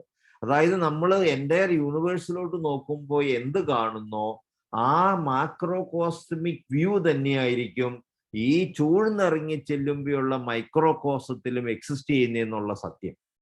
അപ്പൊ നമ്മൾ മാക്രോകോസത്തിൽ എന്താണ് കാണുന്നത്? സോളാർ സിസ്റ്റം ഉണ്ട്, അവിടെ ഒരു സൺ ഉണ്ട്, ന്യൂക്ലിയസ് ആയിട്ട് അതിന് ചുറ്റും പ്ലാനറ്റ്സ് റിവോൾവ് ചെയ്തുകൊണ്ടിരിക്കുന്നു, ബാലൻസ്ഡ് ആയിട്ട് രീതിയിൽ clockwise and counterclockwise രീതിയിലൊക്കെ ഇങ്ങനെ ഇരിക്കുന്നു. അതിൻ്റെ അകത്ത് പ്ലാനറ്റ്സ് ഉണ്ട്, അവിടെ ഇതുമാതിരിയുള്ള energy vibration unit heavily compressed ആയിട്ടുള്ള സോളിഡ്, ലിക്വിഡ് ആൻഡ് ഗ്യാസസ് ഉണ്ട്. ഇതെല്ലാം എനർജിയുടെ രൂപങ്ങളാണെങ്കിലും അതൊക്കെ കംപ്രസ്ഡ് ആയിട്ട് ഇരിക്കുന്നതുകൊണ്ട് അത് സോളിഡ് ആയിട്ട് എക്സിസ്റ്റ് ചെയ്യുന്നു. അതിങ്ങനെ ഇവോൾവ് ചെയ്യുന്നുണ്ട്. അതിന്റെ വെളിയിൽ സ്പേസ് ഉണ്ട്, അവിടെ ലിബറേറ്റ് ആയിട്ടുള്ള എനർജി യഥേഷ്ടം വിഹരിക്കുന്നുണ്ട്.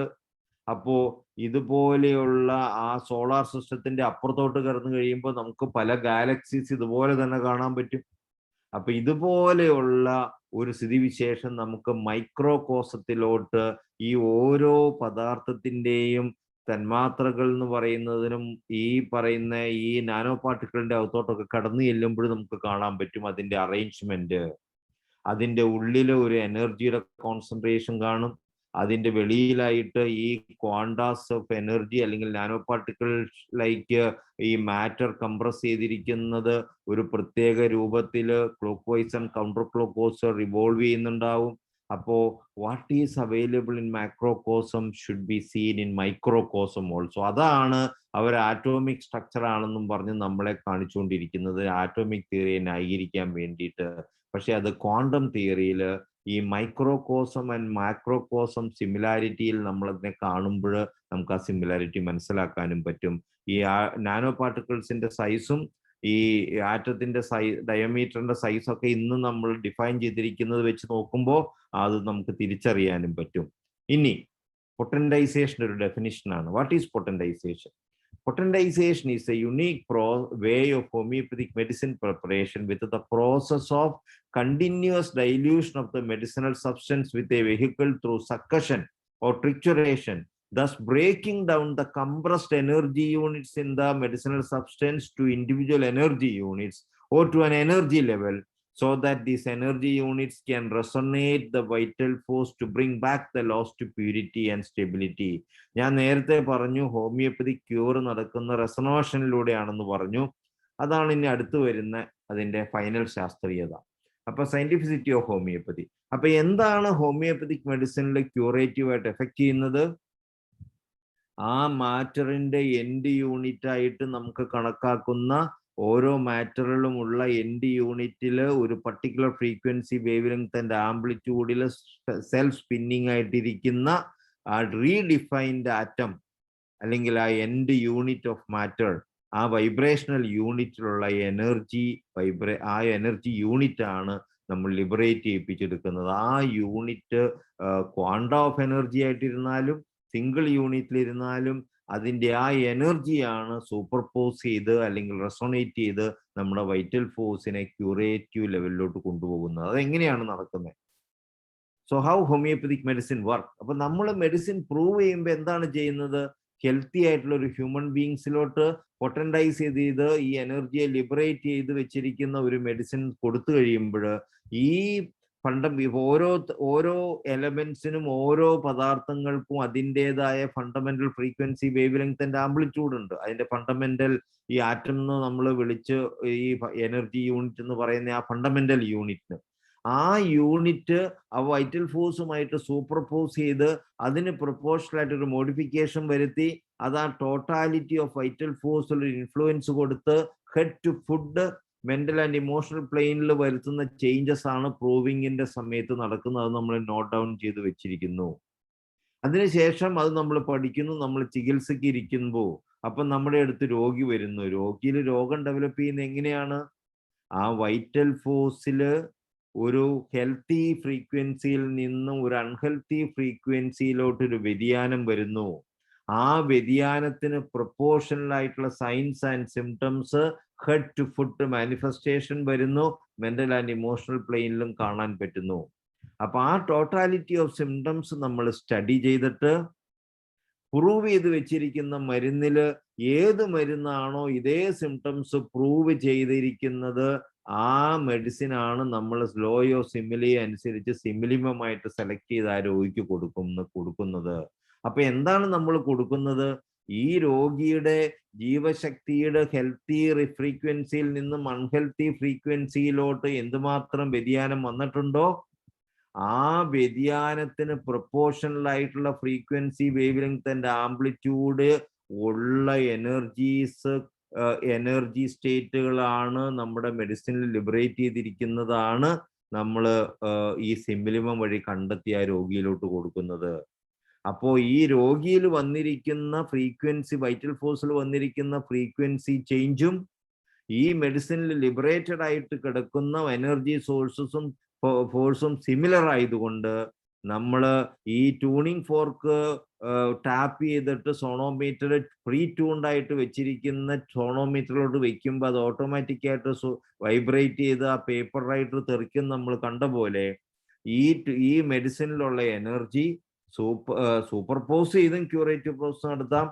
പക്ഷേ അത് സിമിലർ ആണെങ്കിൽ റെസൊണേറ്റ് ചെയ്ത് ആ എനർജിയെ അതിൻ്റെ ആരോഗ്യസ്ഥിതിയിലോട്ട് മാറ്റപ്പെടുത്തി അവിടെ ആ മാറ്റം വന്നതുവഴി ആ DNA മാറ്റം വരുന്നു.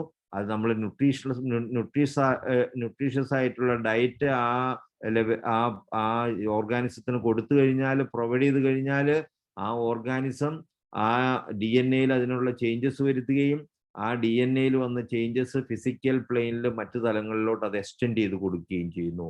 അങ്ങനെയാണ് ഹോമിയോപ്പതി ക്യൂർ നടക്കുന്നത്. നമുക്ക് ശാസ്ത്രീയമായിട്ട് എക്സ്പ്ലെയിൻ ചെയ്യാൻ പറ്റുന്നത്. ഞാൻ എക്സ്പ്ലെയിൻ ചെയ്ത് നിങ്ങൾക്ക് മനസ്സിലായി എന്ന് ഞാൻ വിചാരിക്കുന്നു. അപ്പൊ ഈ പ്രസന്റേഷൻ ഇവിടെ തീരുവാണ്. ഇനി നിങ്ങൾക്ക് എന്തെങ്കിലും ചോദ്യങ്ങൾ ചോദിക്കാനുണ്ടെങ്കിൽ ചോദിക്കാം. Thank you sir.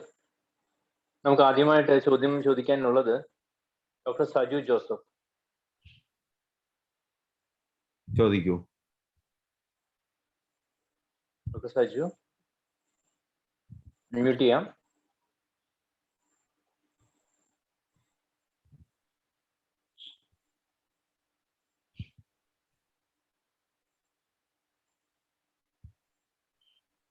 Doctor Saju Joseph ചോദിക്കൂ.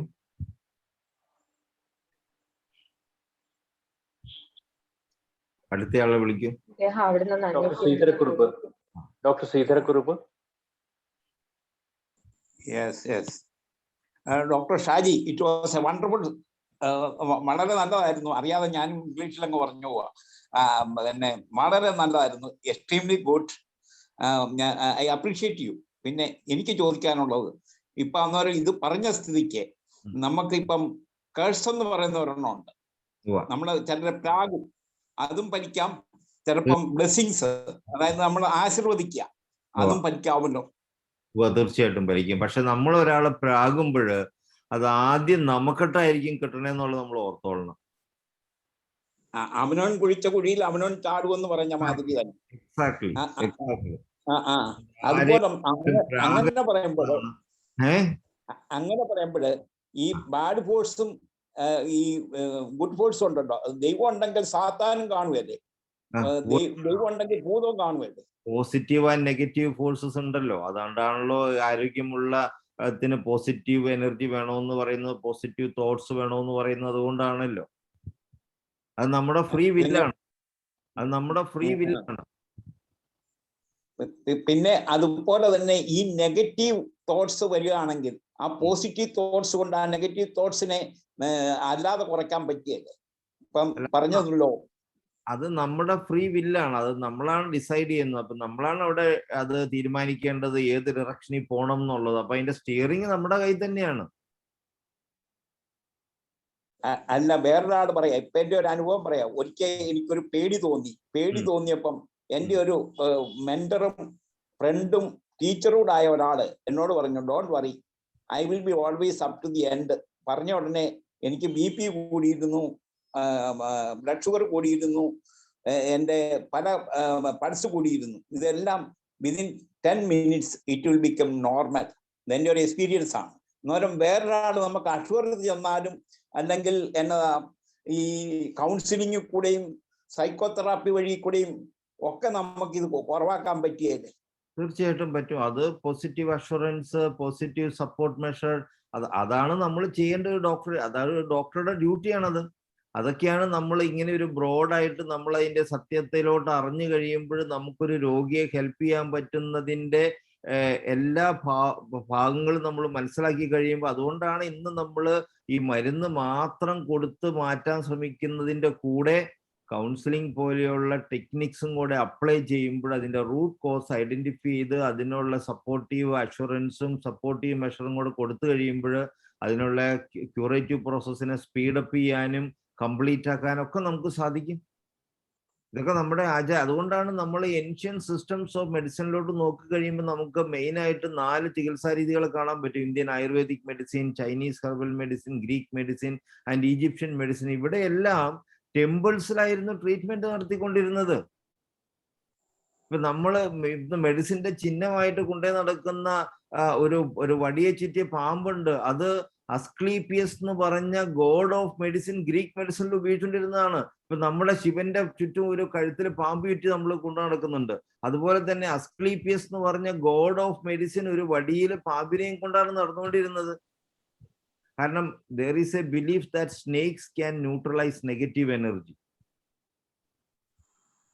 അതുകൊണ്ടാണ് നമ്മുടെ നാട്ടിലൊക്കെ പണ്ട് സർപ്പക്കാവ് ഉണ്ടാവുമായിരുന്നു. സർപ്പക്കാവ് എന്ന് വെച്ചിട്ടുണ്ടെങ്കിൽ നമ്മള് വെള്ളത്തെയും ഖരപദാർത്ഥങ്ങളെയും ഒക്കെ മാറ്റുന്നത് പോലെ മനസ്സുകൊണ്ട് നമുക്ക് മലയാള ഭാഷയിൽ പറഞ്ഞ ആവാഹിച്ചെടുക്കുക എന്നൊക്കെ പറയും. ഈ നെഗറ്റീവ് എനർജിയും ഒരു സ്ഥലത്തുനിന്ന് എടുത്ത് മറ്റൊരു സ്ഥലത്തോട്ട് മാറ്റുന്ന അവസ്ഥയുണ്ടായിരുന്നു. അങ്ങനെ നെഗറ്റീവായിട്ടുള്ള എനർജിയെ ആവാഹിച്ചു കൊണ്ടുവന്ന് അല്ലെങ്കിൽ മാറ്റി ഒരു സ്ഥലത്ത് വയ്ക്കുകയും അവിടെ പാമ്പിനെ വളർത്തി അതിനെ ന്യൂട്രലൈസ് ചെയ്യുകയും ചെയ്യുന്നതൊക്കെ സയന്റിഫിക് ടെക്നിക്സ് ഒക്കെ നമ്മുടെ നാട്ടിലുണ്ടായിരുന്നു. അവിടെയാണ് ഈ സർപ്പക്കാവ് എന്നൊക്കെ പറഞ്ഞ് വലിയ വലിയ സ്ഥലങ്ങളിലൊക്കെ സർപ്പക്കാവുകളൊക്കെ ഉണ്ടായിരുന്നത്. അപ്പൊ ഇന്ന് നമ്മൾ അതിന്റെ ശാസ്ത്രീയത ആ എനർജി ലെവലിൽ മനസ്സിലാക്കാതെ ഇങ്ങനെയുള്ള പല കാര്യങ്ങളെയും ചില കാര്യങ്ങളൊക്കെ അന്ധവിശ്വാസം എന്നൊക്കെ പറഞ്ഞ് നമ്മൾ തള്ളുന്നുണ്ട്. പക്ഷെ അതിന്റെ പിന്നിലൊക്കെ ഒരു ശാസ്ത്രീയത ഉണ്ടായിരുന്നു എന്നുള്ളത്, അതുകൊണ്ടാണ് ജനങ്ങൾ അത് പ്രാക്ടീസ് ചെയ്തുകൊണ്ടിരുന്നത്. അപ്പൊ പലപ്പോഴും നമ്മൾ ഇന്നുള്ള ആ ഒരു ശാസ്ത്രീയ വീക്ഷണത്തിലൂടെ കാര്യങ്ങളെ മനസ്സിലാക്കുമ്പോൾ നമുക്ക് മനസ്സിലാക്കാൻ പറ്റുന്നില്ല. അതുകൊണ്ട് അതിനെയൊക്കെ നമ്മൾ പുച്ഛിച്ച് തള്ളുന്ന ഒരു സുവിശേഷമുണ്ട്. പക്ഷേ ഈ പരമ്പരാഗതമായിട്ട് വർഷങ്ങളായിട്ട് പ്രാക്ടീസ് ചെയ്തുകൊണ്ടിരുന്ന ഒത്തിരി കാര്യങ്ങളുടെ പിന്നില് പല ശാസ്ത്രീയതയും ഉണ്ടെന്നുള്ള ഒരു സത്യം കൂടെ നമ്മൾ തിരിച്ചറിയേണ്ടത്. നമുക്ക് മനസ്സിലാകുന്നില്ല, കാരണം നമ്മൾ പഠിപ്പിച്ചു വെച്ചിരിക്കുന്നതും നമ്മൾ പഠിക്കാത്തതുമായ കാര്യങ്ങൾ നമുക്ക് ഉൾക്കാഴ്ചയില്ലാത്തതുകൊണ്ട് അതിനെ തിരിച്ചറിയാൻ നമുക്ക് പറ്റുന്നില്ല. അപ്പൊ നമ്മൾ കൂടുതൽ പൂർണ്ണതയിൽ കാര്യങ്ങളെ മനസ്സിലാക്കി കഴിയുമ്പോൾ നമുക്ക് പലതും നമ്മുടെ ജ്ഞാനത്തിലോട്ട് നമുക്ക് ബോധ്യപ്പെട്ടു വരും.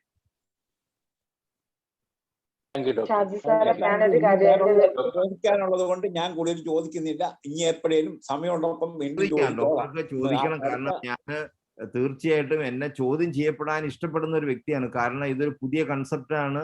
ഞാൻ മനുഷ്യരുടെ നന്മയ്ക്കായിട്ട് ഇത് ഉപകാരപ്പെടണമെന്നുള്ള ആത്മാർത്ഥമായ ആഗ്രഹത്തോടെ ലോകത്ത് അവതരിപ്പിക്കാൻ ഉദ്ദേശിക്കുന്ന ഒരു സംഗതിയാണ്.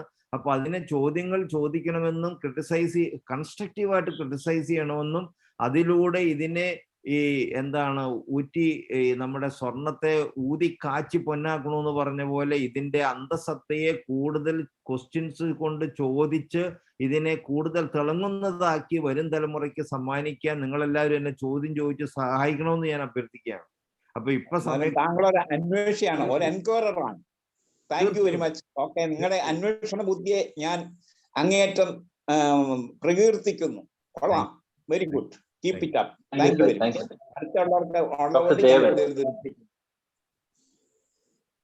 നമസ്കാരം ദേവൻ ഡോക്ടറെ. ഡോക്ടർ ചോദിക്കൂ. ദേവൻ ഡോക്ടർ. ഡോക്ടർക്ക് ചോദിക്കാം. ഡോക്ടർ ദേവൻ.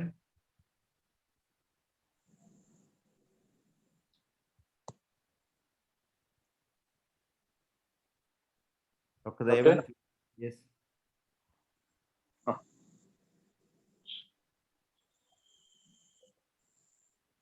നമുക്ക് ഡോക്ടർ ദേവന് അവസരം കൊടുക്കാം. ഡോക്ടർ ഷാജി. ഓക്കെ, ചോദിക്കൂ ഡോക്ടറെ. ഷാജിയാണ്. പിന്നെ ഡോക്ടറെ നല്ല ഒരു എക്സ്പ്ലനേഷൻ ആയിരുന്നു ഈ സയൻസുമായിട്ട് ഇത് വന്നത്. പിന്നെ എനിക്ക് ഒരു സംശയം, നമ്മളെ ഈ റെസൊണൻസ് തിയറിയെ കുറിച്ച് പറഞ്ഞായിരുന്നല്ലോ. അപ്പൊ നമ്മൾ ഈ പ്രൂവിങ്ങും റെസൊണൻസ് തിയറിയുമായിട്ട് വളരെ താരതമ്യമുള്ള ഒരു സബ്ജക്റ്റാണ്. അപ്പൊ നമ്മള് ഈ ഇപ്പൊ തന്നെ ആഴ്സനിക് ആൽബ് നമ്മളിപ്പോ കൊടുക്കുന്നു, ഈ കേസിൽ കൊടുക്കുന്നു. ഇപ്പൊ നമ്മള് 3 ഡോസ് കൊടുക്കുന്നു എന്ന് പറയുന്നതല്ലേ. പക്ഷെ നമ്മള് ഒരു ട്യൂണിക് ഫോർക്ക് പോലെ റിപ്പീറ്റ് ആയിട്ടുള്ള സ്റ്റിമുലേ ഉണ്ടെങ്കിൽ മാത്രമല്ലേ റെസൊണൻസ് തിയറി ആപ്ലിക്കബിൾ ആകത്തുള്ളൂ. എന്റെ ഒരു സംശയം എന്ന് പറഞ്ഞാല് 3 എന്നുള്ള ഒരു 5 ദിവസമെങ്കിലും കൊടുത്തു കഴിഞ്ഞിരുന്നെങ്കിൽ നമ്മൾ ആ റെസൊണൻസിലേക്ക് നമ്മളെ ബോഡിയെ റെസൊണൻസ് ചെയ്യാൻ പറ്റും. അങ്ങനെ ആ ഒരു ഈക്വൽ, അതായത് സെയിം ഒരു എനർജി ലെവലിലേക്ക് കൊണ്ടുവന്നാൽ മാത്രമേ വേറൊരു എനർജി, അതേ കണക്കുള്ള ഒരു കൊറോണ പോലുള്ള അസുഖത്തിന്റെ ലക്ഷണത്തെ നമുക്ക് റിജക്ട് ചെയ്യാൻ പറ്റും. അങ്ങനെ വരുമ്പോൾ ഈ ഡോസ് നമ്മൾ ഈ റെസൊണൻസ് തിയറി ഞാൻ അംഗീകരിക്കുന്നുണ്ട്. പക്ഷെ അതിന് റിപ്പീറ്റഡ് ഡോസ് വേണമെന്നുള്ളതാണ് എൻ്റെ ഒരു കൺസെപ്റ്റ്. ഞാൻ എൻ്റെ പ്രൈവറ്റ് പ്രാക്ടീസിലൊക്കെ ഞാൻ റിപ്പീറ്റ് ചെയ്ത് കൊടുക്കാറുണ്ട്, 5 ദിവസം കൊടുക്കാറുണ്ട്. അപ്പൊ ഈ ഡോസിന്റെ മിനിമം അല്ലേ ഒരുപാട് കേസുകൾ നമ്മളിപ്പോ പറയുന്ന 100% ആഴ്സാൽബ് എഫക്റ്റീവ് ആണ്. കുറെ കേസുകൾ നമ്മൾ അല്ലാതെ വരുന്ന കേസുകളിൽ റിപ്പീറ്റ് ചെയ്ത് കൊടുക്കുമ്പോൾ കുറച്ചും കൂടെ എഫക്റ്റ് കിട്ടണമെന്നാണ് എൻ്റെ ഈ തിയറിയുമായിട്ട് കോറിലേറ്റ് ചെയ്യുമ്പം എനിക്ക് മനസ്സിലാകുന്നത്. അതിൻ്റെ 2 വശമുണ്ട് ഡോക്ടറെ. അത് ഇപ്പൊ നമ്മള് ഒരു വൈറൽ ലോഡിന്റെ കപ്പാസിറ്റി അനുസരിച്ച് വൈറൽ ലോഡ് അനുസരിച്ചാണ് തീരുമാനിക്കുന്നത്. അത് ജുഡീഷ്യസ് അപ്ലിക്കേഷൻ അവിടെ വേണ്ടത്. കാരണം നമ്മള് ഇപ്പൊ ഒരു വൈറൽ ലോഡ് കുറഞ്ഞിരിക്കുന്ന ഒരു അവസ്ഥയിൽ ഒരു ഒറ്റ ഡോസ് കൊടുത്താൽ മതി, അവിടെ റെസൊണേഷൻ നടന്നിരിക്കും. പിന്നെ ആ റെസൊണേഷൻ നടന്നാലും അതിന്റെ നെഗറ്റീവ് ഇൻഫ്ലുവൻസ് ആയിട്ടുള്ള വൈറസിന്റെ വെളിയിൽ നിന്നുള്ള ഇൻഫ്ലുവൻസ് കണ്ടിന്യൂസ് ആയിട്ട് എക്സിസ്റ്റ് ചെയ്യുകയാണെങ്കിൽ അവിടെ നമ്മൾ ആ നെഗറ്റീവ് ഇൻഫ്ലുവൻസ് നള്ളിഫൈ ചെയ്യാൻ വേണ്ടിയിട്ട് ഫ്രീക്വന്റ് റിപ്പീറ്റേഷൻ വേണ്ടി വരാം. അപ്പൊ അത് അവിടെ ലോക്കൽ ഡോക്ടർക്ക് ഒരു ജുഡീഷ്യസ് അപ്ലിക്കേഷൻ അവിടെ വേണം, എന്നാലേ അത് കറക്റ്റ് ആയിട്ട് പറ്റുള്ളൂ. നമ്മൾ ഒരു ഡോസ് കൊടുത്തുകൊണ്ട് പിന്നെ ഒരു മാസം കഴിഞ്ഞ് കഴിക്കാൻ പറയുമ്പോൾ വൈറൽ ലോഡ് ഫ്രീക്വന്റ് ആയിട്ട് നമ്മുടെ ഉള്ളിലോട്ട് വരികയാണെങ്കിൽ വൈറസ് എന്ന് പറയുന്നത് അതിന്റെ ഉള്ളിൽ ഒരു RNA ഉണ്ട്. ആ RNA എന്ന് പറയുന്നത് ഒരു നെഗറ്റീവ് എനർജിയുടെ കംപ്രസ്ഡ് ഫോം ആയതുകൊണ്ടാണ് ആ എനർജിയാണ് നമ്മുടെ വൈറ്റൽ ഫോഴ്സിനെ നെഗറ്റീവായിട്ട് ഇൻഫ്ലുവൻസ് ചെയ്ത് അവിടെ ഒരു അൺഹെൽത്തി സിറ്റുവേഷൻ ഉണ്ടാക്കി നമ്മൾ രോഗം വരുത്തുന്നത്. ഇതൊന്നും അറിയാതെയാണ് മോഡേൺ മെഡിസിൻ ചികിത്സിക്കുന്നത്. അപ്പൊ അങ്ങനെ ആ ഒരു നെഗറ്റീവ് ഇൻഫ്ലുവൻസ് വൈറൽ ലോഡിന്റെ ആധിക്യം കൊണ്ട് നമ്മളിൽ വരുമ്പോൾ അവിടെ നമ്മൾ ഫ്രീക്വന്റ് റെപ്പിറ്റേഷൻ വേണ്ടി വരാം. അവിടെ ജുഡീഷ്യസ് മാനേജ്മെന്റ് ആണ് വേണ്ടത്. അപ്പൊ അവിടെ ഇപ്പോ ആ ഒരു ഫ്രീക്വന്റ് ഇപ്പൊ നമ്മൾ റെഡ് സോൺ എന്നൊക്കെ പറയുന്ന ഈ ലോക്ക്ഡൌൺ ആയിട്ടുള്ള ഒരു സ്ഥലത്ത് നമുക്ക് ഫ്രീക്വന്റ് റെപ്പിറ്റേഷൻ വേണ്ടി വരും. പക്ഷെ നമുക്ക് അങ്ങനെ ഫ്രീക്വന്റ് അങ്ങനെ ഒരു ഭീകരാവസ്ഥ ഇല്ലാത്ത സമയത്ത് once in 50 days ഒക്കെ കഴിച്ചാൽ മതി. അവിടെ ഒരു റെസൊനേഷൻ വന്നു കഴിഞ്ഞ് സ്റ്റെബിലൈസ്ഡ് ആയി കഴിഞ്ഞാൽ അത് നിൽക്കും. പിന്നെ ഈ quantity of viral load also depends on the affinity of virus ഈ വൈറസ് നമ്മളെ സ്വാധീനിച്ച് രോഗം വരുന്നതിനുള്ള പോസിബിലിറ്റി ആ വൈറൽ ലോഡിന്റെ ഇൻഫ്ലുവൻസ് അനുസരിച്ചിരിക്കും. അതുകൊണ്ടാണ് നമ്മുടെ മരുന്ന് കഴിക്കുന്ന ചിലക്കെങ്കിലൊക്കെ അസുഖം വന്നു പോകുന്നതിന്റെ ഒക്കെ കാരണം. തെറാപ്യൂട്ടിക്സിലാവുമ്പോഴേ നമ്മൾ സിംഗിൾ ഡോസ് മതി. പക്ഷേ നമ്മളൊരു പ്രൂവിങ്ങില് ആർട്ടിഫിഷ്യലായിട്ട് ഒരു സ്റ്റേറ്റ് നമ്മൾ ഡെവലപ്പ് ചെയ്യുവാണ് എന്ന് പറഞ്ഞാൽ ആർട്ടിഫിഷ്യലി റെസൊണൻസ് ചെയ്യുവാണ്. ശരിക്കും അതിന് റെസൊണൻസ് ചെയ്യാൻ വേണ്ടി നമ്മൾ പിന്നെ ഒരു ന്യൂട്രൽ ആയിട്ടുള്ള ആളിന് റെസൊണൻസ് ചെയ്യാൻ വേണ്ടി നമ്മൾ റിപ്പീറ്റ് ചെയ്ത് റെസൊണൻസ് ചെയ്യുമ്പോൾ ആ സ്റ്റേറ്റ് നമ്മൾ മറ്റേ ഈക്വൽ സ്റ്റേറ്റിനെ റിപ്പൽ ചെയ്യും എന്നുള്ള ഒരു കൺസെപ്റ്റിലാണ് ഞാൻ പറഞ്ഞത്. അത് നമ്മുടെ ഈ കൺസെപ്റ്റ് അനുസരിച്ച് അങ്ങനെയല്ല വരും. നമുക്ക് ഒറ്റ ഡോസ് കൊടുത്താലും വരും. പിന്നെ നമ്മൾ റിപ്പീറ്റഡ് ആയിട്ട് കൊടുക്കേണ്ട വരുന്നത് നമ്മൾ മറിച്ച് ഈ മറ്റേ വൈറൽ ലോഡ് സ്ഥിരമായിട്ട് നമ്മളെ ആ ഒരു സ്റ്റെബിലിറ്റി വരുത്തിയ നമ്മുടെ നമ്മുടെ റെസൊനേഷൻ കൊണ്ട് വൈറ്റൽ ഫോഴ്സിന് സ്റ്റെബിലിറ്റി വരുത്തിയ അവസ്ഥയെ വീണ്ടും വൈറൽ ലോഡ് സ്വാധീനിച്ച് ആ ഡിഫോമിറ്റിക്ക് പോസിബിലിറ്റി ഉള്ളപ്പോഴാണ് നമ്മൾ റിപ്പീറ്റേഷന് പോകേണ്ടത് അവിടെ. അതായത് അസുഖം വന്നയാൾക്ക് വരുന്നതിനുള്ള പോസിബിലിറ്റി ഉള്ളയാൾക്ക് ആ ഒരു എന്താണ് ഇപ്പൊ നമ്മൾ ഈ ലോക്ക്ഡൌൺ ഒക്കെ പ്രഖ്യാപിച്ച ഏരിയയിൽ പോസിബിലിറ്റി ഉള്ളിടത്ത് കൂടുതൽ ഫ്രീക്വന്റ് ഡോസ് കൊടുത്തുകൊണ്ടിരിക്കണം. എന്നാലാണ് പ്രൊട്ടക്ഷൻ കിട്ടുള്ളൂ നമുക്ക്. കാരണം അവിടെ ആ വൈറസിന്റെ കൂടുതലുള്ളതുകൊണ്ട് നമുക്ക് അവിടെ ഫ്രീക്വന്റ് ആയിട്ട് റിപ്പീറ്റേഷൻ വേണ്ടി വരും. അല്ലെങ്കിൽ തീരെ ഇല്ലാത്ത സമയത്ത് നമുക്ക് ഒറ്റ ഡോസ് കൊണ്ട് തന്നെ ശരിയാക്കാന്നാണ് എനിക്ക് പറയാനുള്ളത് ഈ ഒരു കൺസെപ്റ്റിൽ. ഡോക്ടർ ചിന്തിക്കുന്ന അല്പം ഒരു So next is Mr. Farid Babu Khan. Okay, sir. Hello, good evening, doctor. It was an excellent presentation, no doubt about that. എനിക്ക് ഒരു അല്പം ഫണ്ടമെന്റൽ ആയിട്ടുള്ള ചോദ്യമാണ് ചോദിക്കാൻ. നമ്മൾ ഒരു ഹെൽത്തി കണ്ടീഷനിൽ വൈറ്റൽ ഫോഴ്സിന്റെ വേവ് ലെങ്ത്, ആംപ്ലിറ്റ്യൂഡ്, ഫ്രീക്വൻസി അതൊരു പർട്ടിക്കുലർ ഇതിലായിരിക്കണം. അപ്പൊ അത് നമുക്ക് മെഷർ ചെയ്യാൻ പറ്റുമോ? അതാണ് ഒരു ക്വസ്റ്റ്യൻ. അത് ടെക്നോളജിക്കലി ഡെവലപ്പ് ചെയ്യേണ്ട ഒരു സ്ഥിതിവിശേഷമാണ്. ഇന്ന് ടെക്നോളജി ഡെവലപ്പ് ചെയ്തിട്ടില്ല. പക്ഷേ റഷ്യയിലുള്ള ഒരു ഡോക്ടർ കൊറോത്കോവ് എന്ന് പറഞ്ഞ ഒരു ഡോക്ടർ, ഒരു സയന്റിസ്റ്റ് ഉണ്ട്, ഫിസിക്സ് സയന്റിസ്റ്റ് ആണ്. പുള്ളി ഒരു മെഷീൻ, ഗ്യാസ് ഡിസ്ചാർജ് വിഷ്വലൈസേഷൻ, അത് ഗൂഗിളിൽ സെർച്ച് ചെയ്താൽ കിട്ടും, GDB മെഷീൻ. ആ GDB മെഷീൻ ഉപയോഗിച്ച് ജൂൾസിൽ നമുക്കത് മെഷർ ചെയ്യാൻ പറ്റും. അതായത് ഒരു ഇലക്ട്രിക് ഫീൽഡ് ക്രിയേറ്റ് ചെയ്തിട്ട് ഒരു എനർജി മെഷർ ചെയ്യേണ്ട സ്ഥലത്ത് അത് വെച്ചിട്ട് ഇത് അതിന്റെ റിപ്പൾഷന്റെ പെർസെൻറ്റേജ് നോക്കി അത് ജൂൾസിൽ പുള്ളി മെഷർ ചെയ്യുന്നുണ്ട്. അത് കെർലിയൻ ഫോട്ടോഗ്രാഫിയുടെ ഒരു ഫർദർ എക്സ്പാൻഷനാണ് ടെക്നോളജിക്കൽ. അപ്പൊ കെർലിയൻ എന്ന് പറഞ്ഞ റഷ്യൻ സയന്റിസ്റ്റിന്റെ സ്റ്റുഡന്റ് ആയിരുന്ന ആളാണ് ഈ കൊറോത്കോവ്. പുള്ളി അത് ഫർദർ ഡെവലപ്പ് ചെയ്തേക്കുന്നതാണ്. ഡോക്ടർ കൊറോത്കോവിന്റെ ഞാൻ നേരിട്ട് കണ്ട് സംസാരിച്ചിട്ടുണ്ട് പുള്ളിയുടെ അടുത്ത്. പുള്ളിയായിട്ട് നമ്മുടെ ആലപ്പുഴയുള്ള ഹോംകോയുടെ പഴയ MD ഒക്കെ കൂടി ഇപ്പോൾ ഉള്ള അവിടുത്തെ ഫാർമസി ഹെഡ് ഡോക്ടർ സുരേഷ് എന്റെ ക്ലാസ്മേറ്റ് ആണ്. ഞങ്ങളെല്ലാം കൂടെ കൂടി ഹോമിയോ മെഡിസിന്റെ ഒക്കെ എനർജി മെഷർമെന്റ് നമ്മൾ നടത്തിയിട്ടുണ്ട്. അപ്പൊ നമുക്ക് ബോധ്യപ്പെട്ട ഒരു വസ്തുത എന്ന് വെച്ചിട്ടുണ്ടെങ്കിൽ 6C ഹാസ് ഹൈ എനർജി. അത് കഴിഞ്ഞിട്ട് പിന്നെ എനർജി ഡൗൺ ആവുകയാണ്. അതിനുശേഷം പിന്നെ ഒന്ന് ഹൈ ആവുന്നു. അപ്പൊ നമ്മൾ ഉദ്ദേശിക്കുന്ന പോലെ പൊട്ടൻസി റേസ് ചെയ്യുമ്പോൾ ഇങ്ങനെ കൂടി പോവല്ല ചെയ്യുന്നത്. ഹൈ ആവുന്നു, പിന്നെ താഴേക്ക് വരുന്നു, വീണ്ടും ഹൈ ആവുന്നു, പിന്നെ താഴേക്ക് വരുന്നു. അങ്ങനെ ഒരു വേവ് ഫോമിലാണ് ആ എനർജി മെഷർ ചെയ്തപ്പോൾ നമുക്ക് കിട്ടിയത്. അപ്പൊ ഞാൻ അതിനെ മനസ്സിലാക്കുന്നത്, നമ്മളിപ്പോ ഈ ക്വാണ്ടം ഓഫ് എനർജി ഇങ്ങനെ ഇരിക്കുന്നത് ബ്രേക്ക് ചെയ്യാണ് നമ്മൾ, ആ ബ്രേക്കിംഗ് ത്രഷോൾഡ് കൊണ്ട്. അപ്പൊ നമ്മളിപ്പോ സോളാർ സിസ്റ്റം ബ്രേക്ക് ചെയ്തു, അപ്പൊ അവിടെ ഒരു റിലീസ് ഓഫ് എനർജി നടന്നു. ഇനി അടുത്ത ബ്രേക്കിംഗ് എന്ന് വെച്ചിട്ടുണ്ടെങ്കിൽ ഓരോ പ്ലാനറ്റ്സും ബ്രേക്ക് ചെയ്യണം, അതിനൊരു ബ്രേക്കിംഗ് പോയിന്റ് ഉണ്ട്. അതിനെ ഡൈല്യൂട്ട് ചെയ്ത് കൊണ്ടുവന്ന ആ ക്രിട്ടിക്കൽ ബ്രേക്കിംഗ് പോയിന്റ്, ക്വാണ്ടം, അതിനൊരു പേര് പറയും, ക്വാണ്ടം ബ്രേക്കിംഗ് പോയിന്റ് എന്നോ പറയും. ആ പോയിന്റ് എത്തുമ്പോഴാണ് അടുത്ത ലിബറേഷൻ നടക്കുന്നത്. പക്ഷെ highest energy V found in CM potency. Doctor, അത് ഫണ്ടമെന്റലാണ്. എനർജി എപ്പോഴും വേവ് മോഡലായിരിക്കുമല്ലോ, അതിന്റെ നേച്ചർ അതാണല്ലോ. അത് ശരിയാണ്. അപ്പൊ ഞാൻ ഇത് രക്ഷപ്പെടാൻ പറ്റുമെന്നുണ്ടെങ്കിൽ ഇപ്പം കൗൺസിലിംഗ് കൊണ്ട് എന്തുമാത്രം ഈ വേവ് ലെങ്തില് അല്ലെങ്കിൽ ഈ 3 പിന്നെ ക്യാരക്ടേഴ്സിന് വേവ് ലെങ്ത്, ആംപ്ലിറ്റ്യൂഡ്, ഫ്രീക്വൻസിയിൽ മാറ്റം വരുത്താം. അതുപോലെ മരുന്നുകൊണ്ട്, അതുപോലെ ഈ പൊട്ടൻസി വേസ്, ഇങ്ങനെ പല കാര്യങ്ങളിൽ അതിന്റെ ക്യുമുലേറ്റീവ് ഇഫക്റ്റില് എന്തുമാത്രം ഈ ഹെൽത്തിലേക്ക് വരാനായിട്ട് എങ്ങനെ പറ്റും എന്നുള്ളതിനെ കുറിച്ച് സ്റ്റഡി നടത്താൻ വളരെ സ്കോപ്പുള്ള ഒരു ഏരിയ ആണെന്നാണ് ഞാൻ തോന്നിയത്, മനസ്സിലാക്കുന്നത്. Lot of research possibilities. അതുകൊണ്ടാണ് ഞാൻ പറഞ്ഞത് homeopathy is not only patient specific, it is doctor specific എന്നും കൂടെ പറയാനുള്ള കാര്യം അതാ. ഞാൻ സ്പെസിഫൈ ചെയ്ത് പലപ്പോഴും ഈ ഫോറത്തിലും പറഞ്ഞിട്ടുള്ള കാര്യമാണ്, homeopathy is not only patient specific but also doctor specific. കാരണം ഈ ഒരു നമ്മുടെ വൈറ്റൽ ഫോഴ്സ് കൊണ്ട് ഒരു ഇൻഫ്ലുവൻസ് രോഗിക്ക് കൊടുക്കുന്നുണ്ട്, രോഗിയുടെ ട്രസ്റ്റ് കൊണ്ട് രോഗി തന്നെ ഒരു ഹീലിംഗ് നടത്തുന്നുണ്ട്. പിന്നെ നമ്മൾ ആ മൈൻഡിലെ തോട്ട് പ്രോസസ്സിൽ വരുത്തുന്ന മോഡിഫിക്കേഷനും കൊണ്ട് രോഗിയുടെ ഉള്ളിൽ വന്നിരിക്കുന്ന നെഗറ്റിവിറ്റിക്ക് ഒരു വ്യതിയാനം വരുത്തുന്നുണ്ട്. ഇതിന്റെ എല്ലാം ബാക്കി പത്രമായിട്ടാണ് നമ്മൾ മെഡിസിൻ കൊണ്ട് ക്യൂർ ചെയ്യാൻ ശ്രമിക്കുന്നത്. അപ്പൊ ഇത് ഓരോ ഡോക്ടർക്കും വ്യത്യസ്തമായിരിക്കും. അപ്പൊ ആ ഓരോ ഡോക്ടറും അവരവരുടെ ആ ലെവലിന് ശേഷമുള്ള ജുഡീഷ്യസ് പ്രോസസ്സിലൂടെ ഡെവലപ്പ് ചെയ്യുന്ന, കണ്ടുപിടിക്കുന്ന മരുന്ന് അവരവർ ചെയ്യുന്ന ഹീലിംഗ് പ്രോസസ്സിന് പ്രൊപ്പോർഷനിലും ആയിരിക്കും. ഇപ്പൊ ഞാനൊരു മരുന്ന് കണ്ടുപിടിച്ച് കൊടുത്തു, വേറെ ഡോക്ടർ വേറൊരു മരുന്ന് കണ്ടുപിടിച്ചു, രണ്ടും ക്യൂർ ചെയ്യാം. കാരണം നമ്മൾ ചെയ്യുന്ന ആ ടോട്ടാലിറ്റി ഓഫ് എഫക്റ്റിന്റെ ബാക്കി പത്രമായിട്ടാണ് മെഡിസിൻ കൊടുക്കുന്നത്. അപ്പൊ അതുകൊണ്ട് ഈ ടോട്ടാലിറ്റിയാണ് അവിടെ അവിടെ കംപ്ലീറ്റ് ക്യൂർ നടത്തുന്നത്.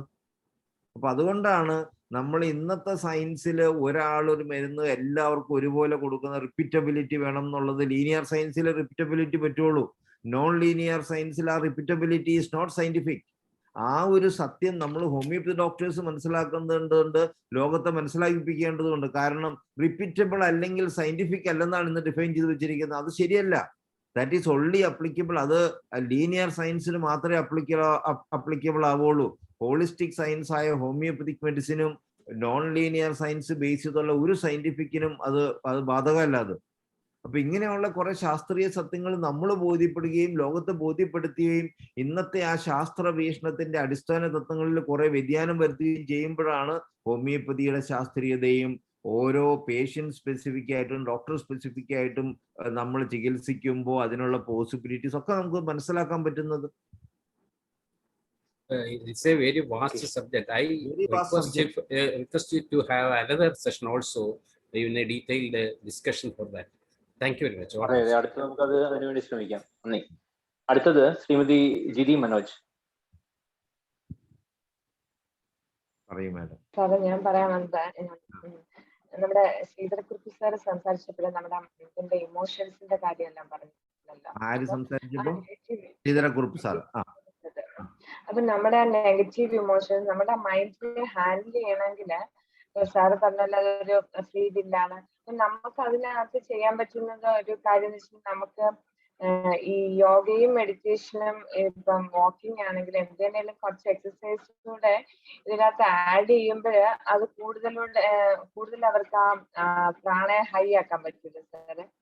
അല്ല, physical fitness is also important part. അപ്പൊ നമ്മൾ പറയുമല്ലോ, കാര്യശേഷി ഉണ്ടെങ്കിൽ എന്താണ് നമ്മൾ പറയുന്നത്, കായിക ശേഷി ഉണ്ടെങ്കിൽ കാര്യപ്രാപ്തി ഉള്ളൂ എന്നുള്ളത്. നമ്മളെ healthy mind can exist only in A healthy body. അപ്പോ അതുകൊണ്ടാണ് യോഗയിൽ ആസനാസ് ഇൻക്ലൂഡ് ചെയ്തിരിക്കുന്നത്. അപ്പൊ യോഗ എന്ന് പറഞ്ഞാല് ശരിക്ക് യൂണിയൻ ഓഫ് ജീവാത്മാ വിത്ത് പരമാത്മ, നമ്മുടെ ആത്മാവിന്റെ പ്യൂരിഫിക്കേഷൻ ആണ് അവിടെ അൾട്ടിമേറ്റ് ആയിട്ട് ഗോൾ ചെയ്യുന്നതെങ്കിലും അതിലോട്ട് നയിക്കുന്ന പ്രോസസ്സിൽ മെയിൻ ആയിട്ട് ഇൻവോൾവ് ചെയ്യുന്ന മൈൻഡ് ആയതുകൊണ്ട് ആ മൈൻഡിനാണ് നമ്മളവിടെ അതിനെ പ്രോസസ്സിന് ഉപയോഗിക്കുന്നുള്ളത് കൊണ്ട് ആ മൈൻഡ് ഹെൽത്തി ആയിട്ട് വെക്കാൻ അവിടെ ഫിസിക്കൽ ബോഡിയും ഹെൽത്തി ആയിട്ട് ഇരിക്കുന്നത്. Physical fitness is also very important. അതുകൊണ്ടാണ് ആസനാസ് യോഗയിൽ വന്നിരിക്കുന്നത്. അപ്പൊ ആ physical fitness is also very important. അതുപോലെ തന്നെ ന്യൂട്രീഷണൽ കമ്പോണൻസ്, ന്യൂട്രീഷൻ ഓൾസോ അല്ല, അപ്പൊ അതിന്റെ കൂടെ പ്രാണായാംസ് മൈൻഡിന് ഏറ്റവും കൂടുതൽ എനിക്ക് തോന്നുന്നു, എനിക്കറിയില്ല, ഞാൻ മനസ്സിലാക്കിയ ഒരു ചെറിയൊരിത്, മൈൻഡിന് ഏറ്റവും കൂടുതൽ നമുക്ക് ഈ പ്രാണായാമങ്ങളിൽ ചെയ്യുമ്പോഴും ബ്രീത്തിങ് എക്സസൈസ് ചെയ്യുമ്പോഴും കുറച്ചുകൂടെ ഡീപ്പായിട്ടൊരു ക്ലെൻസിങ് കിട്ടൂലേ? തീർച്ചയായിട്ടും പറ്റും.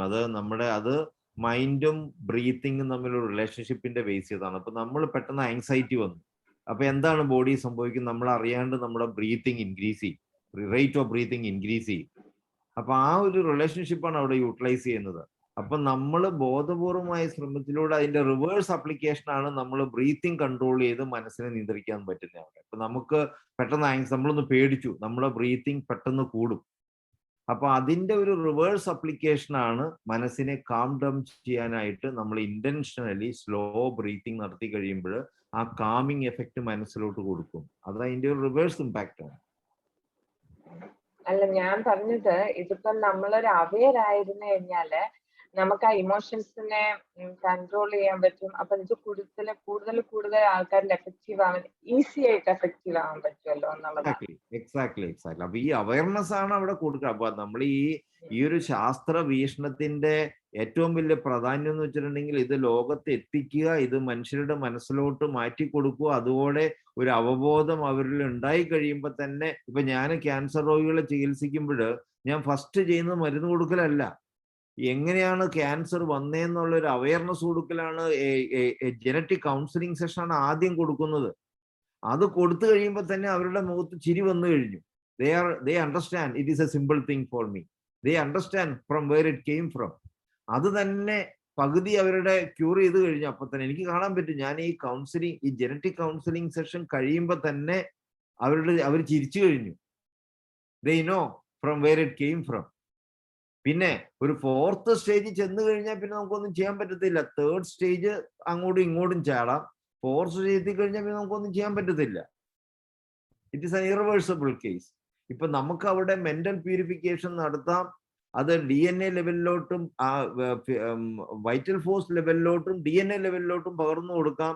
പക്ഷെ ആ DNA വരെ എത്തിച്ച ആ പ്യൂരിഫിക്കേഷൻ പ്രോസസ്സ് ഫിസിക്കൽ പ്ലെയിനിലോട്ട് എക്സ്റ്റെൻഡ് ചെയ്ത് റിവേഴ്സ് ചെയ്യാൻ, ആ പത്തോളജിക്കൽ ചേഞ്ച് വന്നതിനെ റിവേഴ്സ് ചെയ്യാൻ നമുക്ക് പറ്റത്തില്ല.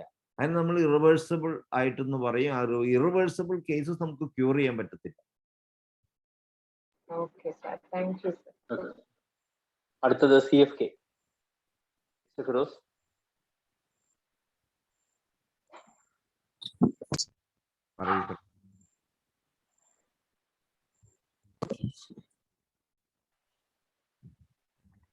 രണ്ട് പ്രാവശ്യം ടച്ച് ചെയ്യും.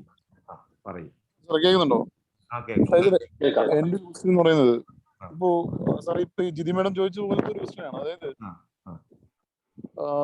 നമ്മളിപ്പോ ഒരു സ്വത്ത് തർക്കം വെച്ച് ഒരു ക്യാൻസർ ഉണ്ടാവാനുള്ള ഒരു കാര്യം ചിലപ്പോ സ്വത്ത് തർക്കം വെച്ച് വരുമല്ലോ. അപ്പൊ ഇപ്പൊ സ്വത്ത് തർക്ം വെച്ച് ഒരു ക്യാൻസർ ഉണ്ടാവുന്ന ഒരാൾക്ക് അതിനുവേണ്ടി അവരുടെ മനസ്സ് സ്വത്തും അല്ലെങ്കിൽ പൈസയ്ക്ക് വേണ്ടി ഉള്ള ആ ഒരു മൈൻഡിൽ നിൽക്കുമ്പോ അവർക്കൊരു മകനെ നഷ്ടപ്പെടുകയാണ്, അല്ലെങ്കിൽ അവർക്ക് ഏറ്റവും പ്രിയപ്പെട്ടതായിട്ടുള്ള വേറെന്തെങ്കിലും നഷ്ടപ്പെടുകയാണ്. അപ്പോ ഇവരുടെ മൈൻഡ് ഡീവിയേറ്റ് ചെയ്യുകയാണ്. അപ്പോഴേക്കും അവിടെ സംഭവിക്കുന്നത്, എന്റെ ക്വസ്റ്റ്യൻ എന്ന് പറയുന്നത്, നമുക്ക് സാറിന്റെ കൗൺസിലിംഗ് പോലെ തന്നെ മൈൻഡിനെ ഡീവിയേറ്റ് ചെയ്ത് വിട്ടാൽ അതും എഫക്റ്റീവ് ആവില്ല എന്നുള്ളതാണ്. അതും എഫക്റ്റീവ് ആകാം. കാരണം അവിടെ ആ ഫണ്ടമെന്റൽ കോസ് ഡിസ്ട്രക്റ്റീവ് ചേഞ്ച് വരുത്തിയത് ഒരു ഡീവിയേഷൻ വന്നു കഴിയുമ്പോൾ ആ ഒരു ഡിസ്ട്രക്റ്റീവ് ഫോഴ്സ് അവിടെ ഡീവിയേറ്റഡ് ആയി പോയല്ലോ. അപ്പൊ അതുകൊണ്ട് അവിടെ വ്യത്യാസം വരാം. അല്ല, ചില ട്രെയിനിങ്ങുകളില് പർപ്പസ്ഫുള്ളി ഇപ്പോ ചിലർക്ക് ഇമ്മീഡിയറ്റ് ആയിട്ടായിരിക്കും ഒരു ആക്ഷൻ ഉണ്ടാവുന്നത്, അതിലായിരിക്കും അവർക്ക് ആ ഒരു സ്പാർക്ക് കിട്ടുന്നത്. അപ്പോ കൗൺസിലിംഗ് പോലെ തന്നെ എഫക്റ്റീവ് ആവില്ലേ നമുക്ക് ഇമ്മീഡിയറ്റ് ആയിട്ട് കൊടുക്കുന്ന ആക്ഷൻ എന്നുള്ളതാണ് എന്റെ ക്വസ്റ്റ്യൻ. അല്ല, അത് ഡിപ്പെൻഡ് ചെയ്യും. ഇമ്മീഡിയറ്റ് ഒരു ആക്ഷൻ, പക്ഷേ കുറച്ച് കഴിയുമ്പോൾ ചിലരും പിന്നെയും തെങ്ങൽ എന്ന് പറഞ്ഞ പോലെ അവർ ആ പഴയ ജീവിത സാഹചര്യത്തിലോട്ട് ചെന്ന് കഴിയുമ്പോൾ ആ പഴയ ഇൻഫ്ലുവൻസിൽ വീണ്ടും വന്നു, പഴയ തോട്ട് പ്രോസസ് വീണ്ടും വരുമ്പോൾ റിക്കർ ചെയ്യും. നമുക്ക് താൽക്കാലികമായിട്ടുള്ള ശമനം കൊടുക്കാൻ പറ്റും. പക്ഷേ ഇപ്പൊ നമ്മൾ ഹോമിയോ മെഡിസിൻ എടുപ്പോഴും ചിലപ്പോഴൊക്കെ അങ്ങനെ പറ്റും. ഇപ്പോ ഹോമിയോ മെഡിസിൻ ഞാൻ ചോദിക്കുന്ന ഒരു ക്വസ്റ്റ്യൻ വെച്ചാല്, ഇപ്പൊ നമുക്ക് കൗൺസിലിംഗ് കൊടുത്താൽ മനസ്സിലാവാത്ത ഒരു പേഷ്യന്റ് ആണ്, അല്ലെങ്കിൽ കൗൺസിലിംഗ് കൊടുത്താൽ ഒരാൾക്ക് ചിലപ്പോൾ ഈ മനസ്സിനെ കുറിച്ചോ ജീവശക്തിയെ കുറിച്ചോ ഒന്നും മനസ്സിലാക്കാൻ കഴിയാത്തൊരു ടീമാണെങ്കിൽ അവരെ നമുക്ക് എഡ്യൂക്കേറ്റ് ചെയ്യാൻ കഴിയുന്നത് വേറൊരു, ഇപ്പൊ നമ്മളിപ്പോ ഈ കൊറോണ വൈറസിന്റെ കാര്യം ഹോമിയോ മെഡിസിനിൽ ഇത്രത്തോളം മെഡിസിൻ ഉണ്ട് എന്ന് നമ്മൾ ഇത്രയും നാൾ പറഞ്ഞിട്ടും പലർക്കും മനസ്സിലാവുന്നില്ല. പക്ഷേ അത് അവരവിടെ അതിന്റെ സയന്റിഫിസിറ്റിയും മറ്റുമൊക്കെയാണ് ചോദിക്കുന്നത്. പക്ഷെ അതിനൊരു സൊല്യൂഷൻ എന്നുള്ള ലെവലില് വേറൊരു ഹാംഫുൾ ആയിട്ടുള്ള ഒരു ഡിസിഷൻ നമുക്ക് കൊടുക്കാൻ കഴിഞ്ഞാൽ, ഒരു സൊല്യൂഷൻ കൊടുക്കാൻ കഴിഞ്ഞാൽ അത് എഫക്റ്റീവ് ആവില്ല എന്നുള്ളതാണ് എന്റെ ക്വസ്റ്റ്യൻ. തന്നെ മനസ്സിലായെന്ന് തോന്നുന്നു. ഹാംഫുൾ ആയിട്ടുള്ളത് അല്ലെങ്കിൽ വേറൊരു തലത്തിലുള്ള ആണ് ഒരു എഫക്റ്റീവ് കൊടുക്കുന്നതെങ്കിൽ. മനസ്സിലായില്ല. ഇപ്പോ എന്താ പറയാ, ഇപ്പൊ മോഡേൺ മെഡിസിൻ സാറ് പറഞ്ഞത് തന്നെ, മോഡേൺ മെഡിസിൻ ഇപ്പൊ ഇങ്ങനെ നിൽക്കുന്നത് തന്നെ കള്ളത്തരമാണ് പറഞ്ഞു നിർത്തുന്നതെന്ന് പറയുന്നു. നമ്മൾ സത്യമാണെങ്കിൽ പോലും നമുക്കതിനെ മുന്നോട്ട് കൊണ്ടുപോകാൻ കഴിയുന്നുമില്ല. അപ്പൊ കള്ളത്തരം പറഞ്ഞു നിർത്തുന്നത് മാർക്കറ്റിങ്ങിലൂടെയും മറ്റൊക്കെയാണ്. ഈ സെയിം വേയില് വേറൊരു തലത്തിലൂടെ ഈ സെയിം സാധനത്തിന് തന്നെ നമുക്ക് ഉപയോഗപ്പെടുത്താൻ കഴിയില്ലെന്നാണ് എന്റെ ക്വസ്റ്റ്യൻ. ഇല്ല, അത് ഒരു പറ്റും. അവിടെയാണ് നമ്മുടെ ഈ സ്പിരിച്വാലിറ്റി എന്ന് പറഞ്ഞ് ഇന്ന് കൊണ്ടുവന്ന ആ ഒരു സംഗതി അങ്ങനെയാണ് കൊണ്ടുപോകുന്നത്. ഇപ്പൊ പല റിലീജിയൻസ് മതങ്ങളുടെ പേരില് ഒരു ബ്ലൈൻഡ് ബിലീഫ് സിസ്റ്റത്തിലോട്ട് കൊണ്ടുവന്നിട്ട് നിങ്ങൾ ദൈവം തമ്പുരാനിൽ വിശ്വസിക്കൂ, നിങ്ങളുടെ മാറുമെന്നുള്ള ആ ഉറച്ച വിശ്വാസം മതി അവിടെ മാറിയിരിക്കും. ദൈവം ഉണ്ടോ ഇല്ലയോ എന്നുള്ളതിനല്ല പ്രസക്തി. എൻ്റെ വിശ്വാസം, എൻ്റെ ഒരു പോസിറ്റീവ് തോട്ട് ഡെവലപ്പ് ചെയ്യുക എന്നുള്ളതാണ്. ആ പോസിറ്റീവ് തോട്ട് ഡെവലപ്പ് ചെയ്ത് കഴിയുമ്പോൾ ഒരു പോസിറ്റീവ് ഇമ്പാക്ട് വന്നിരിക്കും.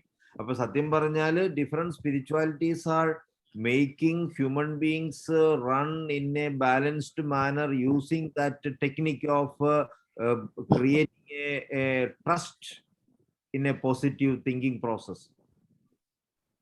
അപ്പൊ ദൈവം എന്ന് പറയുന്നത് എല്ലാം നന്മയാണെന്നുള്ള ഒരു കൺസെപ്റ്റിലോട്ട് നമ്മളെ വിശ്വാസത്തെ കൊണ്ടുവന്നിട്ട് ആ കൺസെപ്റ്റിൽ നമ്മളെ നമ്മൾ വിശ്വസിച്ച് കഴിയുമ്പോൾ നമ്മൾ വിശ്വസിച്ചാൽ മതി, നമുക്കവിടെ പോസിറ്റീവ് എഫക്റ്റ് വന്നിരിക്കും. ഒരു സംശയം വേണ്ട.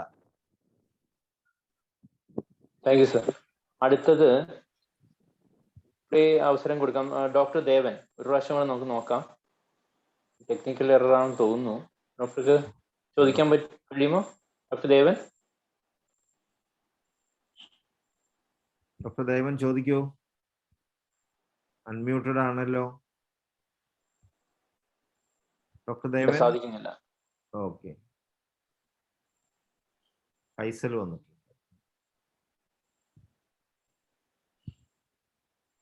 ഫൈസൽ ചോദിക്കൂ.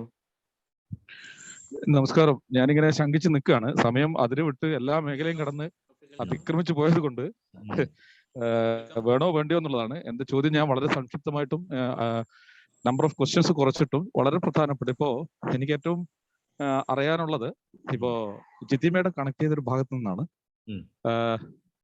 യോഗ അല്ലെങ്കിൽ ധ്യാനം, മെഡിറ്റേഷൻ ഇത് കൊണ്ട് റെസൊണേറ്റ് ചെയ്യുന്നത് നമ്മുടെ പ്രാണൻ, അതായത് കോസ്മിക് എനർജിയിൽ നിന്ന് നമ്മുടെ വൈറ്റൽ ഫോഴ്സ് ജീവശക്തിയിലേക്ക് നടക്കുന്ന ഒരു റെസൊനേഷൻ ആയിട്ട് ശാസ്ത്രീയമായിട്ട് അങ്ങയുടെ ഈ അപ്ലിക്കേഷനിലൂടെ അപഗ്രഥിച്ചെടുക്കാൻ പറ്റുമോ എന്നാണ്, അങ്ങനെ മനസ്സിലാക്കാൻ പറ്റുമോ എന്നുള്ളതാണ്. കാരണം ഈ പറയുന്ന മെഡിസിനിലൂടെ, ഔഷധങ്ങളിലൂടെയൊക്കെ നമ്മുടെ ജീവശക്തിയെ റെസൊനേറ്റ് ചെയ്തെടുക്കുന്നത് പോലെ തന്നെ യോഗ ചെയ്യുന്നത് നമ്മുടെ എനർജിയിലേക്ക്, കോസ്മിക് എനർജിയിൽ നിന്ന് അല്ലെങ്കിൽ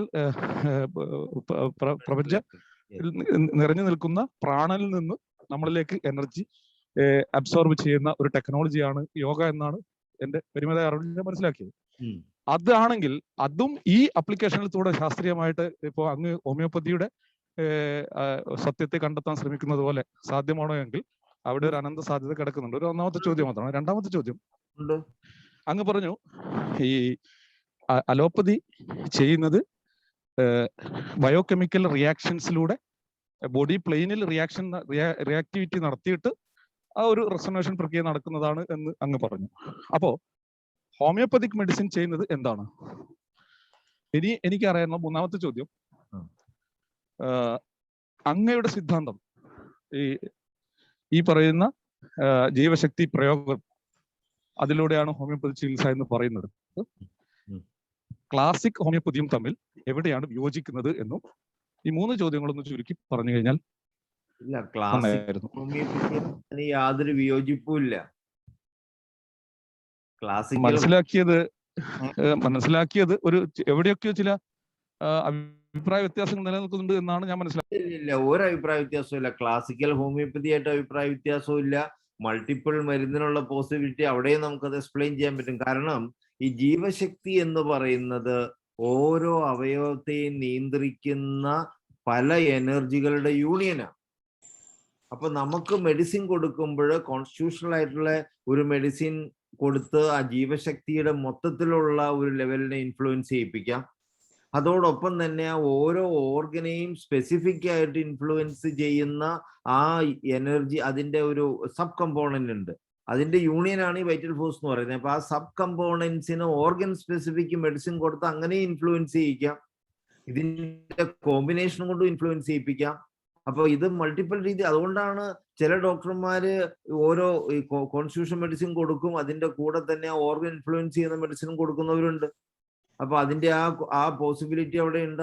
അതും ക്യൂറേറ്റീവ് പ്രോസസ്, അത് സ്പീഡ്. ഇപ്പൊ ഈ ഭയങ്കരമായിട്ട് പ്രാക്ടീസ് ഡോക്ടേഴ്സ് ഒക്കെ അതാ ചെയ്യുന്നത്.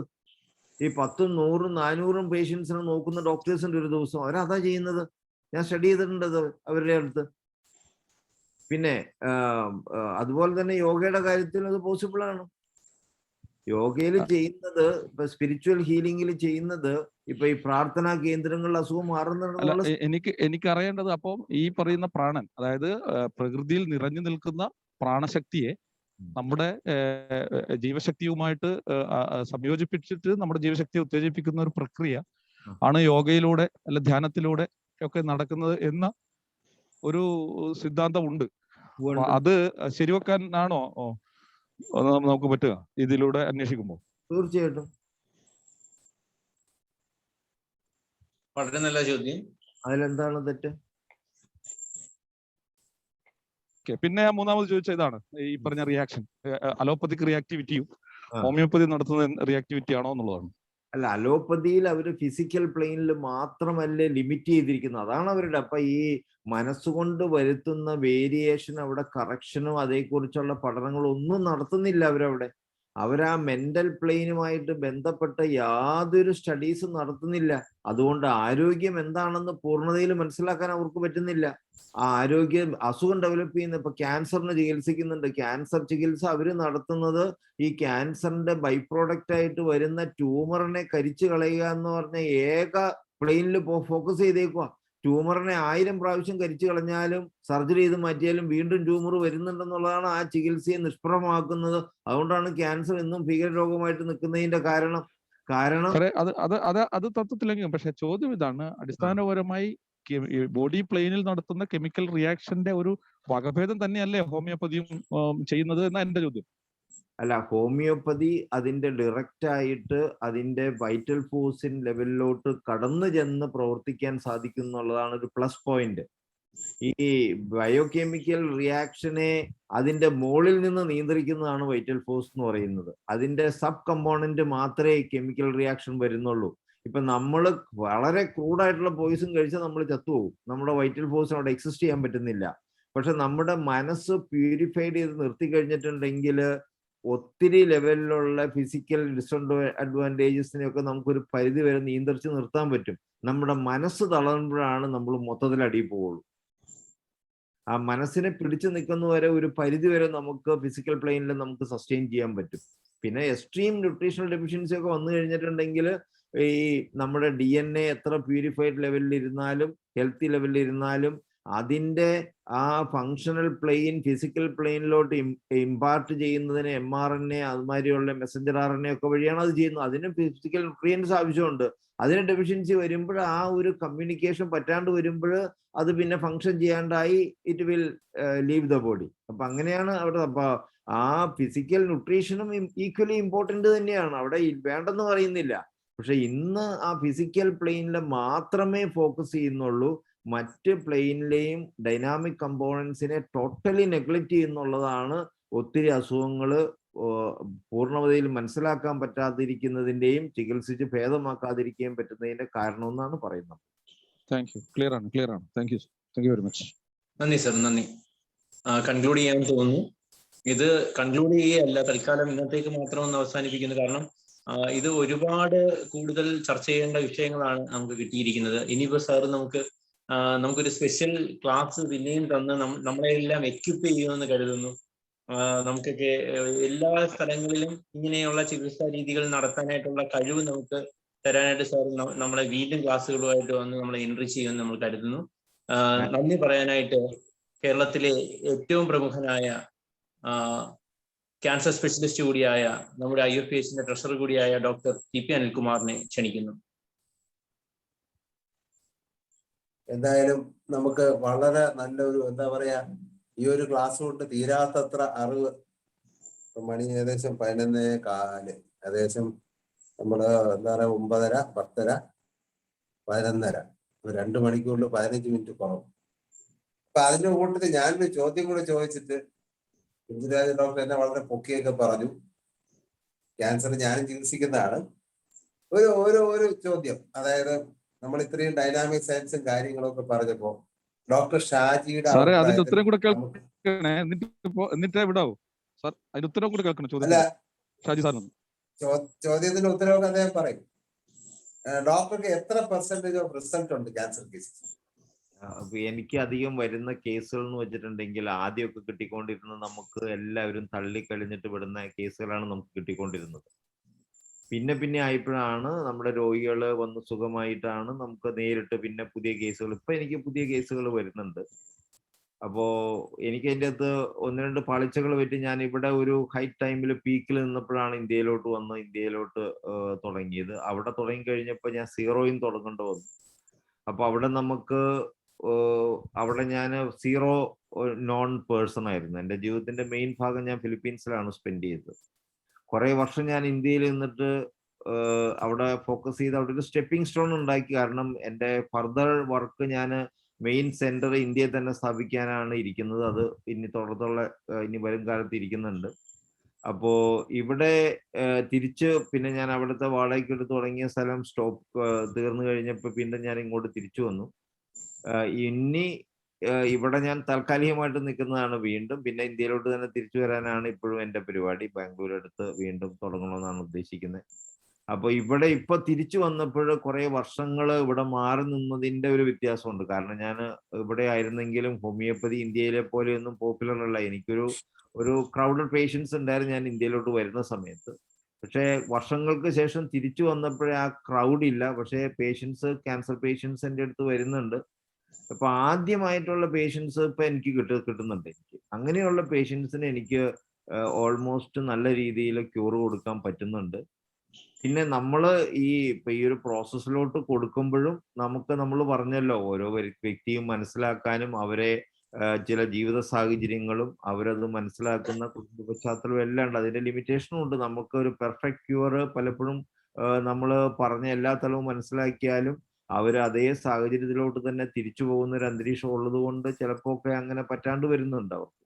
കാരണം ഇതെല്ലാം കൂടെയുള്ള ഒരു കംപ്ലീറ്റ് മാറ്റം പലപ്പോഴും പറ്റുന്നില്ല. അതുകൊണ്ടുള്ള മാറ്റമുണ്ട്. പക്ഷെ എന്നാലും തുടക്കത്തിൽ ഫസ്റ്റ് ആൻഡ് സെക്കൻഡ് സ്റ്റേജിൽ വരുന്ന എല്ലാവർക്കും ഒരു 90%, 95% നമുക്ക് വ്യത്യാസപ്പെടുത്താൻ വരുന്നുണ്ട്. പിന്നെ 4th സ്റ്റേജിലൊക്കെ വളരെ റെയറായിട്ട് നമുക്ക് വലുതൊക്കെ ചെയ്യാൻ പറ്റുന്നുണ്ട്. 3rd സ്റ്റേജിലുള്ളവർക്കും ഒരു 70% ഒക്കെ നമുക്ക് ക്യൂർ കൊടുക്കാൻ പറ്റുന്നുണ്ട്. ക്യൂർ എന്ന് വെച്ചിട്ടുണ്ടെങ്കിൽ they are still alive. Many of them are still alive. Yes. അതിപ്പോ ഡോക്ടർ പറഞ്ഞതിനോട് ഞാൻ 100% യോജിക്കുന്നു. അതായത് നമുക്ക് എല്ലാ കേസസിലും പറ്റില്ല. ചിലപ്പോൾ ഫസ്റ്റ് സ്റ്റേജ് ആയെങ്കിൽ പോലും ചിലപ്പോൾ നമ്മൾ പ്രതീക്ഷിക്കുന്ന ക്യൂർ കിട്ടാതെ വരാം. അതേസമയം നമുക്ക് ക്യൂർ കിട്ടുന്ന കേസുകളും സർവൈവൽ റേറ്റ് കൂടി സുഖമായിട്ട് ജീവിച്ചിരിക്കുന്നതാണ് എൻ്റെ അഭിപ്രായം. പക്ഷെ ഇതെല്ലാം നോക്കുമ്പോഴത്തേക്കും compare to allopathy system of medicine more than that homeopathy കൊണ്ട് ചെയ്യാൻ പറ്റും. ഇതാണ് എൻ്റെ അനുഭവം. 100%. കാരണം വെച്ചാൽ നമുക്ക് ഒന്ന് കോസ്റ്റ് എഫക്റ്റീവ്, രണ്ടാമത്തെ കേസ് സൈഡ് എഫക്ട്സ് 0 ആണ്. പിന്നെ നമുക്ക് ഒത്തിരി ഒത്തിരി ഒത്തിരി കാര്യങ്ങൾ ചെയ്യാൻ പറ്റും. വരുന്ന എല്ലാ കേസും രക്ഷപ്പെടുത്താൻ പറ്റുന്നല്ല, പക്ഷെ അതിനകത്ത് നിന്നുകൊണ്ട് ആയുസ് ഉണ്ടെങ്കിൽ, അതായത് ഇപ്പൊ നമ്മുടെ വൈറ്റൽ ഫോഴ്സ് എന്ന് പറഞ്ഞാൽ ആയുസാണ്. ആയുസ് ഉണ്ടെങ്കിൽ നമുക്ക് രക്ഷപ്പെടുത്താം എന്നാണ് ഞാൻ സാധാരണ പറയുക. അതില് മൈൻഡിന് ഒരു റോളുണ്ട്, വൈറ്റൽ ഫോഴ്സിന് റോളുണ്ട്, നമ്മുടെ മരുന്നിന് റോളുണ്ട്. അതായത് നമ്മുടെ മൈൻഡിനും വൈറ്റൽ ഫോഴ്സിനും മാത്രമല്ല ഡോക്ടർ, യൂണിവേഴ്സിന് ഒരു റോളും കൂടെ ഉണ്ട്. കാരണം തീർച്ചയായിട്ടും അസ്ട്രോളജിക്കൽ ഇൻഫ്ലുവൻസ് വരെ വളരെ ഇമ്പോർട്ടന്റ് ആണെന്ന് വിശ്വസിക്കുന്ന വ്യക്തിയാണ്.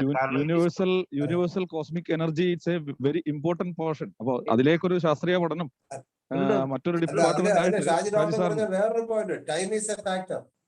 എങ്ങനെ? ടൈം ഒരു ഫാക്ടറാണ്. ടൈം, ആ വ്യക്തിയുടെ ടൈം, അതാണ് ആസ്ട്രോളജിക്കൽ പറഞ്ഞത്. അതെ, തീർച്ചയായിട്ടും ഫാക്ടറാണ്. അതെ, അതെല്ലാം കൂടെ ഒരു ക്ലബ് ചെയ്ത് കഴിഞ്ഞാൽ നമുക്ക് ഒത്തിരി കാര്യങ്ങൾ ചെയ്യാൻ പറ്റും. ഇതാണ് എന്റെ ഒരു അനുഭവം. നമ്മളെല്ലാവരും കൂടെ ഒത്തുപിടിച്ചാൽ കുറെ കാര്യങ്ങൾ ചെയ്യാൻ പറ്റും എന്നാണ് എന്റെ കാൽക്കുലേഷൻ. എന്തായാലും എനിവേ ഇത്രയും വളരെ വളരെ, അതായത് ഈ 2 മണിക്കൂർ നമ്മൾ പോയതറിഞ്ഞില്ല. ഇനി ഒരു 2 മണിക്കൂർ കൂടെ നമ്മൾ ഇരുന്നാൽ വീണ്ടും സംസാരിച്ചുകൊണ്ട് പോകും. എന്തായാലും വളരെ വളരെ IFPHന്റെ എന്താ പറയുക നെടുത്തൂണായ ഡോക്ടർ ഷാജി കുടിയാട്ടിന്റെ ഈ ക്ലാസ്സിന് ഇന്ന് നമ്മുടെ എല്ലാവരും പേരിൽ നന്ദി രേഖപ്പെടുത്തിക്കൊണ്ട് ഞാൻ എന്റെ വാക്കുകൾ നിർത്തുന്നു. നന്ദി, നമസ്കാരം. Thank you very much. എന്നെ കേട്ടിരുന്നതിനും. ഞാൻ സാധാരണ എൻ്റെ ഒരു കാര്യം, ചിലരൊക്കെ നമ്മൾ തുടങ്ങിയപ്പോ ഒക്കെ ഷാജി കുടിയാറ്റിന്റെ കാര്യങ്ങൾ സാധിക്കാൻ വേണ്ടിയാണ് IFPH തുടങ്ങിയെന്നൊക്കെ പലരും അഭിപ്രായം പറഞ്ഞതുകൊണ്ട് എൻ്റെ ആശയങ്ങൾ കഴിയുന്നത്ര ഞാൻ IFPHന്റെ പ്ലാറ്റ്ഫോമിൽ തൊട്ടുക പോലും ചെയ്യാതെ ഞാൻ പരമാവധി ശ്രമിച്ചിട്ടുണ്ട്. കാരണം അങ്ങനെ ഒരു ചീത്തപ്പേര് ഞാനായിട്ട് വരുത്താൻ ആഗ്രഹിക്കാതിരുന്നുകൊണ്ട്. പിന്നെ ഒഴിവാക്കാൻ പറ്റാത്ത അവസരങ്ങളിൽ മാത്രമേ ഞാൻ ചെയ്യുന്ന കാര്യങ്ങൾ എന്തെങ്കിലും ഈ പ്ലാറ്റ്ഫോമിൽ ഞാൻ കൊണ്ടുവന്നിട്ടുള്ളൂ. അത് അത്യന്താപേക്ഷിതമായുള്ള ഘടകങ്ങളിൽ മാത്രം. അപ്പോ ഇതിപ്പോ യാദൃശ്യമായിട്ട് ക്ഷണിച്ചു, മറ്റു പലരും വരുന്ന പോലെ ഞാൻ വന്ന് അവതരിപ്പിച്ചെന്ന് മാത്രമേ ഉള്ളൂ. ഇത് മനുഷ്യരുടെ നന്മയ്ക്കായിട്ട് ഞാൻ ചെയ്യുന്നതാണ്. എൻ്റെ ജീവിതത്തിന്റെ ഒരു അടിസ്ഥാനപരമായ ലക്ഷ്യവും ജീവിതത്തിന്റെ അന്തസത്തയും ഇവിടെയാണ് അടങ്ങിയിരിക്കുന്നത്. ഇത് മനുഷ്യരുടെ നന്മയ്ക്കായിട്ട് മാറണം. എൻ്റെ ജീവിതവും അതിനുവേണ്ടി മനുഷ്യരുടെ നന്മയ്ക്ക് വേണ്ടി ഉപയോഗിക്കണമെന്ന് വേണ്ടിയിട്ട് മാക്സിമം ചെലവഴിക്കാൻ സമർപ്പിതമായിട്ട് മനസ്സുമായിട്ട് ജീവിക്കുന്ന ഒരു വ്യക്തിയാണ്. അപ്പൊ അതിന്റെ പ്രശ്നങ്ങളും ഒക്കെ ഉണ്ട് കേട്ടോ. അത് അതിങ്ങനെ നടന്നോണ്ടിരിക്കും ഡോക്ടറെ. ഒത്തുപിടിച്ചാൽ മലയും പോലും, അത്രേ ഉള്ളൂ. വേറെ കാര്യമില്ല. നമ്മളെല്ലാരും കൂടെ വിചാരിക്കണം ഇങ്ങനെ ഒരു കാര്യം നിങ്ങളുടെ മുന്നിൽ നമ്മുടെ വർക്ക് ഇങ്ങനെ ഈ ഒരു തലത്തിൽ നമുക്ക് എത്തിക്കാൻ സാധിക്കൂ. അതൊരു വലിയ സംഭവമല്ലേ. അത് പബ്ലിക് മനസ്സിലാക്കുമ്പോൾ പുറകെ വരും. എന്നാലും ഇപ്പോഴും പേഷ്യൻസ് തപ്പി വരുന്നുണ്ട്. പക്ഷെ അതൊന്നും പോരാ. കാരണം മറ്റവർക്ക് കിട്ടുന്ന പബ്ലിസിറ്റി നമുക്ക് കിട്ടുന്നില്ല. പക്ഷെ വരും ദിവസങ്ങളിൽ നമ്മൾ എല്ലാവർക്കും ശ്രമിച്ചാൽ പറ്റും. തീർച്ചയായിട്ടും. മനുഷ്യരാശിക്ക് ഒത്തിരി കാര്യങ്ങൾ ചെയ്യാൻ പറ്റും. ഇത്രയും പറഞ്ഞുകൊണ്ട് നമുക്ക് നിർത്താം. Thank you. Okay, thank U. നാളെ 320-ാം ദിവസം 8:30 ഇന്റർനാഷണൽ സെഷനും അതിനുശേഷം 9:30 മലയാളം സെഷനും. അപ്പോൾ കാണാം. ശുഭരാത്രി. Thank you. Thank you. Bye. Good night.